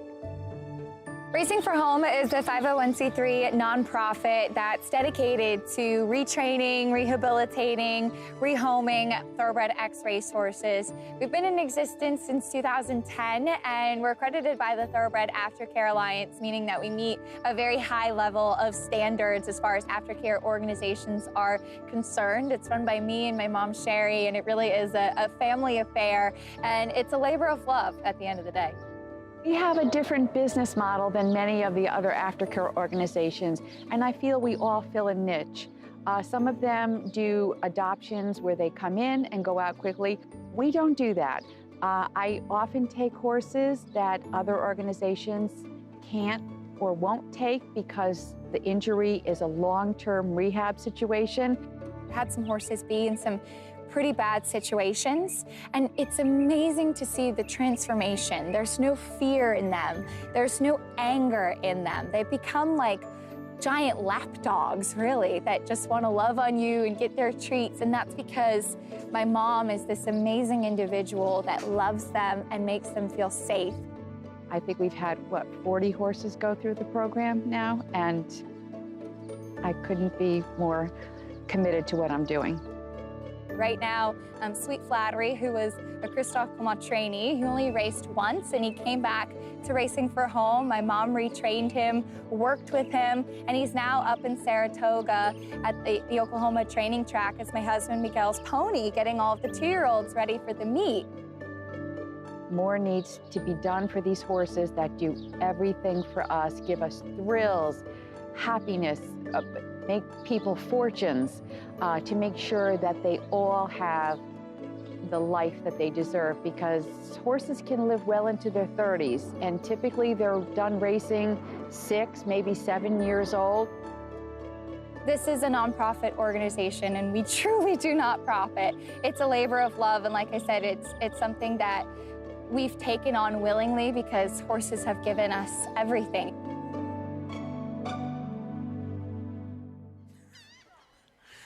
That's what it's all about, Acacia, your Racing for Home program, finding new careers, new homes for these horses. And you just had a recent graduate in a new career. Tell us all about it.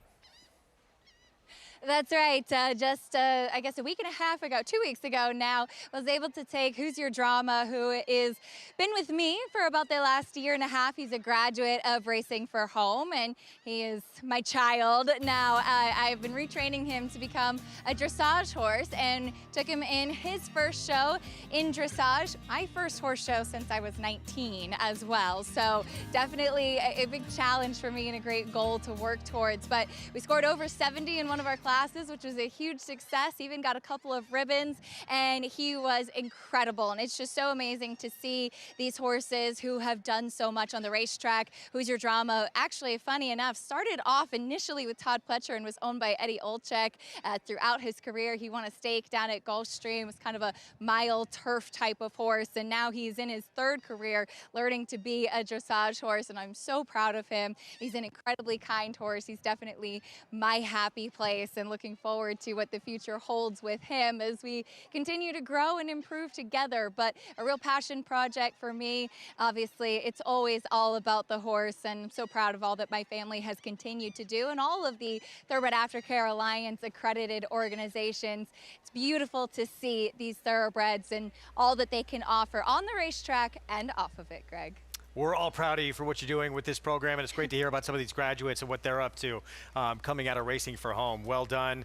As we move on to this nightcap to close things out, this 11th race, Mile on the Lawn.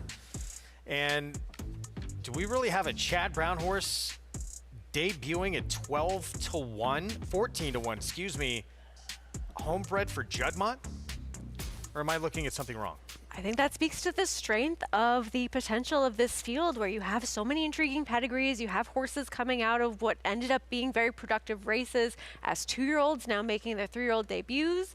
You have a horse for Chad Brown, who is the one that I'd mentioned earlier, who had crossed the wire first as a juvenile, was disqualified, now makes a 3-year-old stateside debut. There's a lot going on in this race. Favorite, though, yeah, the other Chad Brown, Parfois, I believe. I believe that is correct. Won the debut over in France. That was in August, and now State's debut coming up. And then you have, as we see riders up, Aporia went against Cy-Fair in the debut Saratoga last summer. There's a lot of pedigree, and of course Acacia will be able to speak to it more than I can, but every sibling is accomplished. Of course, you have to a Grade 1 winner simply in front, who's earned over $2.8 million, a multiple graded stakes winner on dirt in Honor de Lady, stakes winner on turf in Churchtown, Grade 1 winning 2-year-old, and one more time. This horse is bred to be a good one. Post right here coming up momentarily. Good betting race to close things out. But it's Parfois, the one to beat right now for Chad Brown in that State's debut ahead. Crossed the wire first, only to get DQ'd, but still a positive. It's kind of a wild replay. I was able to find it. We'll talk about it a little bit more in just a moment. Here's a Watto Wave from the inside, actually getting on turf for the first time. The first two were washed off. Did show some speed last time out in that off the turf race. The second dam was a decent turf sprinter. Lima, Tom Proctor and Glenn Hill Farm, Famous Silks. And Proctor trained the dam as well. Family Meeting, who was a Grade 3 winning turf miler. Here is the 3 Aporia, who went against Cy-Fair first time out and had a troubled beginning. Yeah, this will be her second start. She finished 5th behind Cy-Fair, who, as you mentioned, she went on to win the Breeders' Cup Juvenile Turf Sprint and has that lofty pedigree. Starship Valiant, start number 2 in the turf debut. Would have to improve quite a bit, and she'll likely prefer the grass and distance, but there's a lot going on outside of her. Shug McGahee Barn, here's Midsummer. This one did go out and try that last race, where the winner of that race, Coco Motion, would then return to finish 3rd next time out in the Florida Oaks. Yeah, for Icon Racing. Theoretical, blinkers off, and Lasix for the turf debut. A couple of changes, and did keep some good dirt company. Counting Stars, Search Party, some of those as well. First on grass for Silfrina as well, and blinkers on. Hoping that she likely shows a little bit more early speed. It's that Tis the Law debuter, Diverse. Yeah, they paid a decent amount for this one, $52,000 at the Fasig-Tipton mixed sale. Kevin Rice Barn, always dangerous in the turf debut for Crazy Blonde. Yeah, this one, though, Kevin Rice just 1 for 31 dirt to turf past 5 years. Tis the Lady, another Shug McGahee runner with the blinkers on. Did take that step forward, switching over to the grass last time out. And the 2 for Chad Brown. Here's Parfois. Foreign shippers on the turf at Tampa. Chad Brown 4 for 9, 89% in the money past 5 years. Juddmonte Homebred for Chad Brown Embroidery.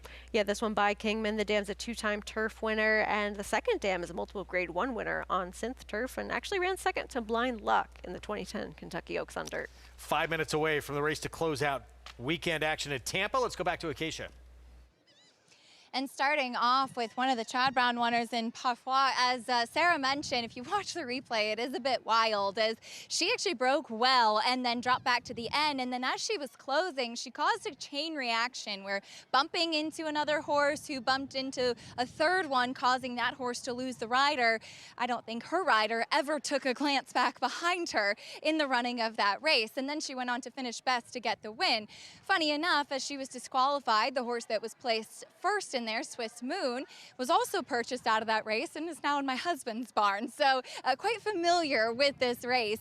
And Parfois coming back here off of the layoff since August and making her U.S. debut. She's a big, good-looking filly. She stacks up nicely. Sometimes you see horses coming in from Europe that are a little bit smaller, a little bit lighter framed.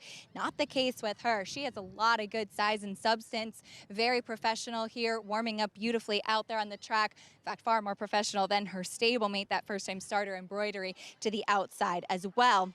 The number 2, Lima Lima, also off of a layoff. She debuted in Saratoga in July and faced some good ones that day too, including Snowface Princess, who would go on to win a stake at Kentucky Downs after that. And this one is a daughter of Warfront, and I like her getting to stretch out. She's filled out quite a bit coming in for her 3-year-old debut. She was off slow in that debut. She just didn't really have much to offer.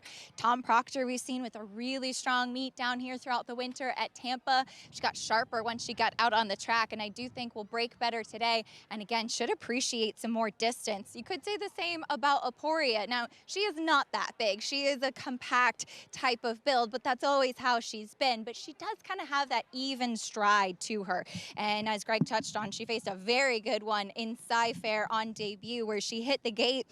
She was kind of mid-pack chasing and then just not really enough from there, but given how she runs and her running style, the thought has always been that more distance should suit her, as she has a spicy demeanor too. She's very aggressive in her demeanor as well, and usually some of those smaller, tough fillies are the ones that you do like out on the racetrack with that attitude that she does have. The number 10, Tis the Lady. I saw her on debut at Belmont at the Big A back in October, and I wrote down that day, looks turf, has a lot of knee action. So loved when she switched to the grass last time out. I wasn't here that day, but thought she ran very well. She has turf pedigree too. The dam being 2 for 3 on the grass and 2 siblings who won on the turf. She gets blinkers on today, a 3/4 cup, pretty significant. She wears a shadow roll, which she wore last time out at least as well. And one thing I noticed about her watching that last race is that she was on her left lead, kind of the opposite lead early of the rest out of the gate, and so just looking a little bit keen, a little bit uncomfortable early, and then on her left lead late and was not able to get past the others coming up the inside. So maybe just a little bit funky kind of with switching her leads or getting her feet underneath of her, still figuring things out. We'll see if the equipment change do help her to do so, as again think that she is on the right surface and maybe in the right spot to break her maiden today, Greg. A big move forward, getting on what appears to be the right surface for Tis the Lady. She's 4-1 right now. It just seems like the move that we're accustomed to seeing from her trainer, Shug McGahee, to gradually have horses race into fitness, where she debuted in that race that was going 7 furlongs here. Didn't really do any running that day, and then they tried to stretch her out to the mile, and it was kind of the same thing. Well, there's no turf racing here after a certain point, of course, in the winter at Aqueduct, so she goes down to Florida, and that big step forward that we look for a horse that's going to tell us that they really appreciate the grass much more than the dirt. That's exactly what we saw. She improved from a 33 to a 60 by her speed figure. It's a close finish there at the end between those top 3 horses, and she has every right to take another step forward here with those blinkers going on. 5-1 now. Johnny V for Shug in those West Point Thoroughbred Silks. And really, the key runners we thought were going to take money really all are except for that Chad Brown, Juddmonte homebred embroidery on the outside. Do we think this horse was going to take money? Automatically, anything from that barn debuting on the turf, especially from Juddmonte, I think is going to take money, yeah. Okay. I think there's enough going on outside of that horse, but you're right. 16-1 could easily be 10-1, could easily be 8-1 if some felt as though this horse was live going in. Apparently not, yeah.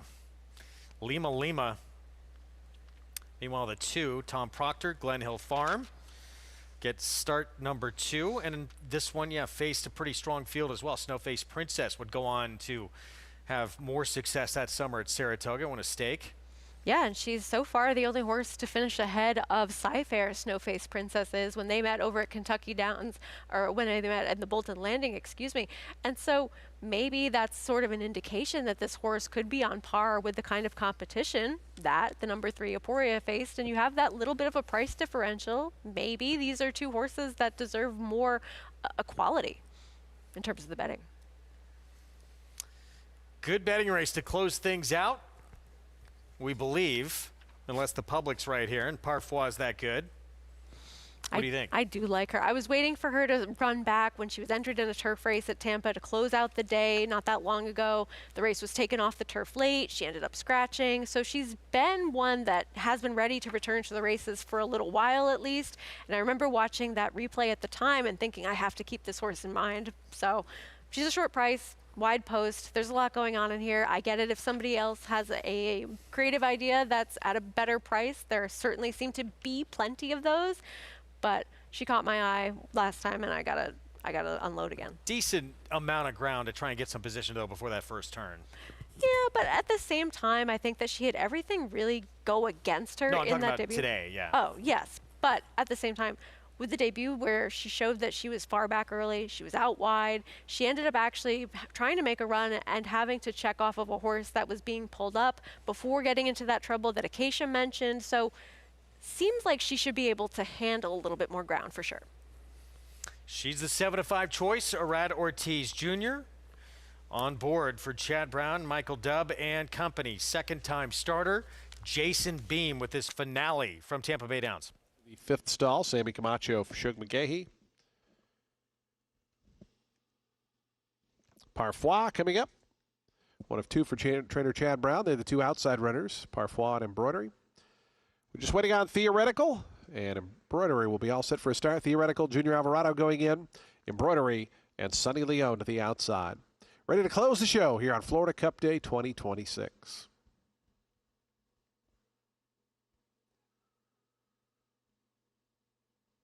Embroidery goes in. They're in the gate. And the race is on. So Freyna broke a little bit awkwardly. Aporia showing some good early foot. Starship Valiant up alongside that one and down to the inside. Wado Wave is going to be quickest. It's Wado Wave to grab the lead from Lima Lima. They're going quickly here in the opening stages. In behind that comes Aporia, Starship Valiant. They're racing 1, 2, 3, 4, 5. The top 5 as they go to that turn is just in behind them is Midsummer. It's 2.5 or 3 more then. Back to Diverse, who's in the 6th spot. Embroidery's racing in 7th. Down along the inside, Parfois, the favorite is 8th. It's a length and a half more back to Crazy Blonde 9th. Theoretical's 10th. Tis the Lady second last. And the slow start has Sofrain at the back, but they are strung out over about 18 lengths. And the opening quarter is wide, 21.78 seconds. As Wado Wave was very quick, opened up and went out a little bit wide. His room at the inside for Lima Lima in second. Aporia is third. On the outside, Starship Valiant is fourth. Midsummer travels fifth. 2 more back to Embroidery and Diverse. Another 3 back to Parfois, who's all alone in that spot. It's 2 more then to Tis the Lady Theoretical. Crazy Blonde drops back with Sofrain of the trailer. 46.84 seconds. It's been a punishing pace thus far for this big long shot, Wado Wave. Lima Lima now set to come after that one from the second position. Length more back to Aporia in third. Starship Valiant. Embroidery's trying to get going up on the far outside. Now Parfois starting to loom in. And here's Parfois up on the outside as Midsummer takes the shortest way home. Parfois is flying up on the far outside. Lima Lima grabs the lead as they turn for home. Parfois is about 9 paths wide though. Midsummer, here comes Parfois charging off the turn after Lima Lima. Parfois, big turn of foot. And Parfois up to grab the lead from Midsummer. Lima Lima and Aporia in behind. Parfois, she's all over the race course, but she's going to win in dominating fashion here. Parfois by about 7 in the end. Aporia up for second, Midsummer third, Lima Lima fourth, Theoretical fifth. Parfois, wow, what a performance to easily beat this field. This was a wild one. Fast pace or not, how wide was this horse on the turn to try to make that move and then to have that margin of separation between her and everybody else? Still with the greenness, she's lugging in, she's on the wrong lead, but just riding forward is NYRA Bets Jr. and able to get the job done by quite a bit over your second place finisher. And here, the money was right, so it seems. And this race might looked good. be pretty talented. I really liked what I saw with how much she overcame as a 2-year-old last August in France. This was extremely impressive. Yeah, and still figuring things out, as you saw with that greenness in the stretch. Parfois dominates in this finale on this Tampa Bay Downs Sunday card. Prices when we come back.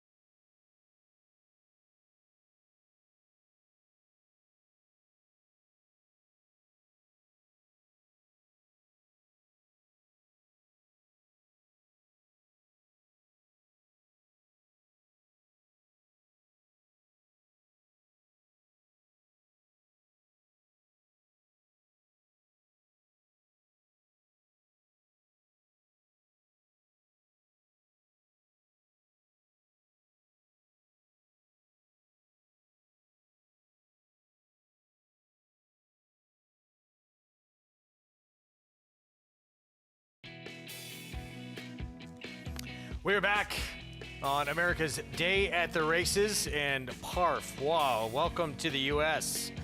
Chad Brown, Michael Dubb, Rat Ortiz Jr. completes a very successful Sunday at Tampa Bay Downs. Look, this was an exciting performance from her. We expected, as did the general public, her to run well, but just still a lot to overcome, even with getting over to the inside from that far outside post early on. She ended up being so wide on the turn and making that big move, drawing away while still green, still figuring things out. There could be more steps forward for this horse, and I think we might see some stakes competition in her future. Yeah, based off that incredible States debut, still green, still a lot to learn. You would think it's going to get a lot better in this barn. Exciting one to watch. Talent on the rise. From this weekend, your takeaways from this Derby trail? I think we saw whoever is going to be your Kentucky Derby favorite run last weekend, and I think that those are the horses that really are going to be the main focus going into that Derby picture. Yeah, Commandment, the Puma, Chief Wallaby, 1, 2, 3, Florida Derby, of course, Renegade, all about him in the Southwest, so impressive, Renegade. Now back-to-back Derby prep victories. It is on to Louisville for Todd Pletcher, who collects his 6th Arkansas Derby win. Commandment just up in time. He's now won 4 in a row. Well, he'll be the Kentucky Derby favorite. Quite possibly. Flavian Pratt timing it perfectly. An Iron Honor undefeated. We'll see next Saturday in the Wood.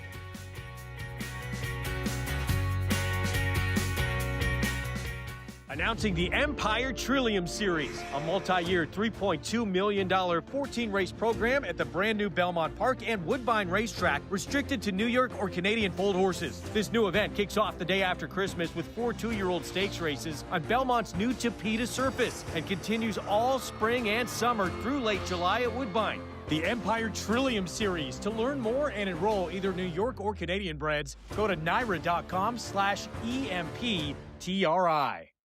The Belmont Stakes Racing Festival returns for the final time to historic Saratoga Racecourse. Don't miss the Belmont Festival at Saratoga. June 3rd through 7th. Secure your place in history at BelmontStakes.com. Get ready for the biggest races from the Sunshine State. Join NYRA Bets handicapper Matthew DeSantis and NYRA analyst Acacia Clement for Snowbirds. Picks, valuable insight for upcoming warm weather stakes races. That and more on the NYRA Bets YouTube channel. Oaklawn Hot Springs is here for when you need to break away, when you want to reward yourself, when you deserve to indulge, when you want to be close to the action. It's all here. So what are you waiting for? Live racing returns with the classic racing season. So plan your stay at Oaklawn Hot Springs and come join the fun. Racetrack Television Network brings you every race, from every track, on every screen, every day. With monthly packages starting as low as $5, RTN gives you great value and access to more live HD streaming and race replays than anyone. Visit RTN.tv today to sign up and watch on almost any device, including Roku and Amazon Fire. RTN has packages that start at $5 per month.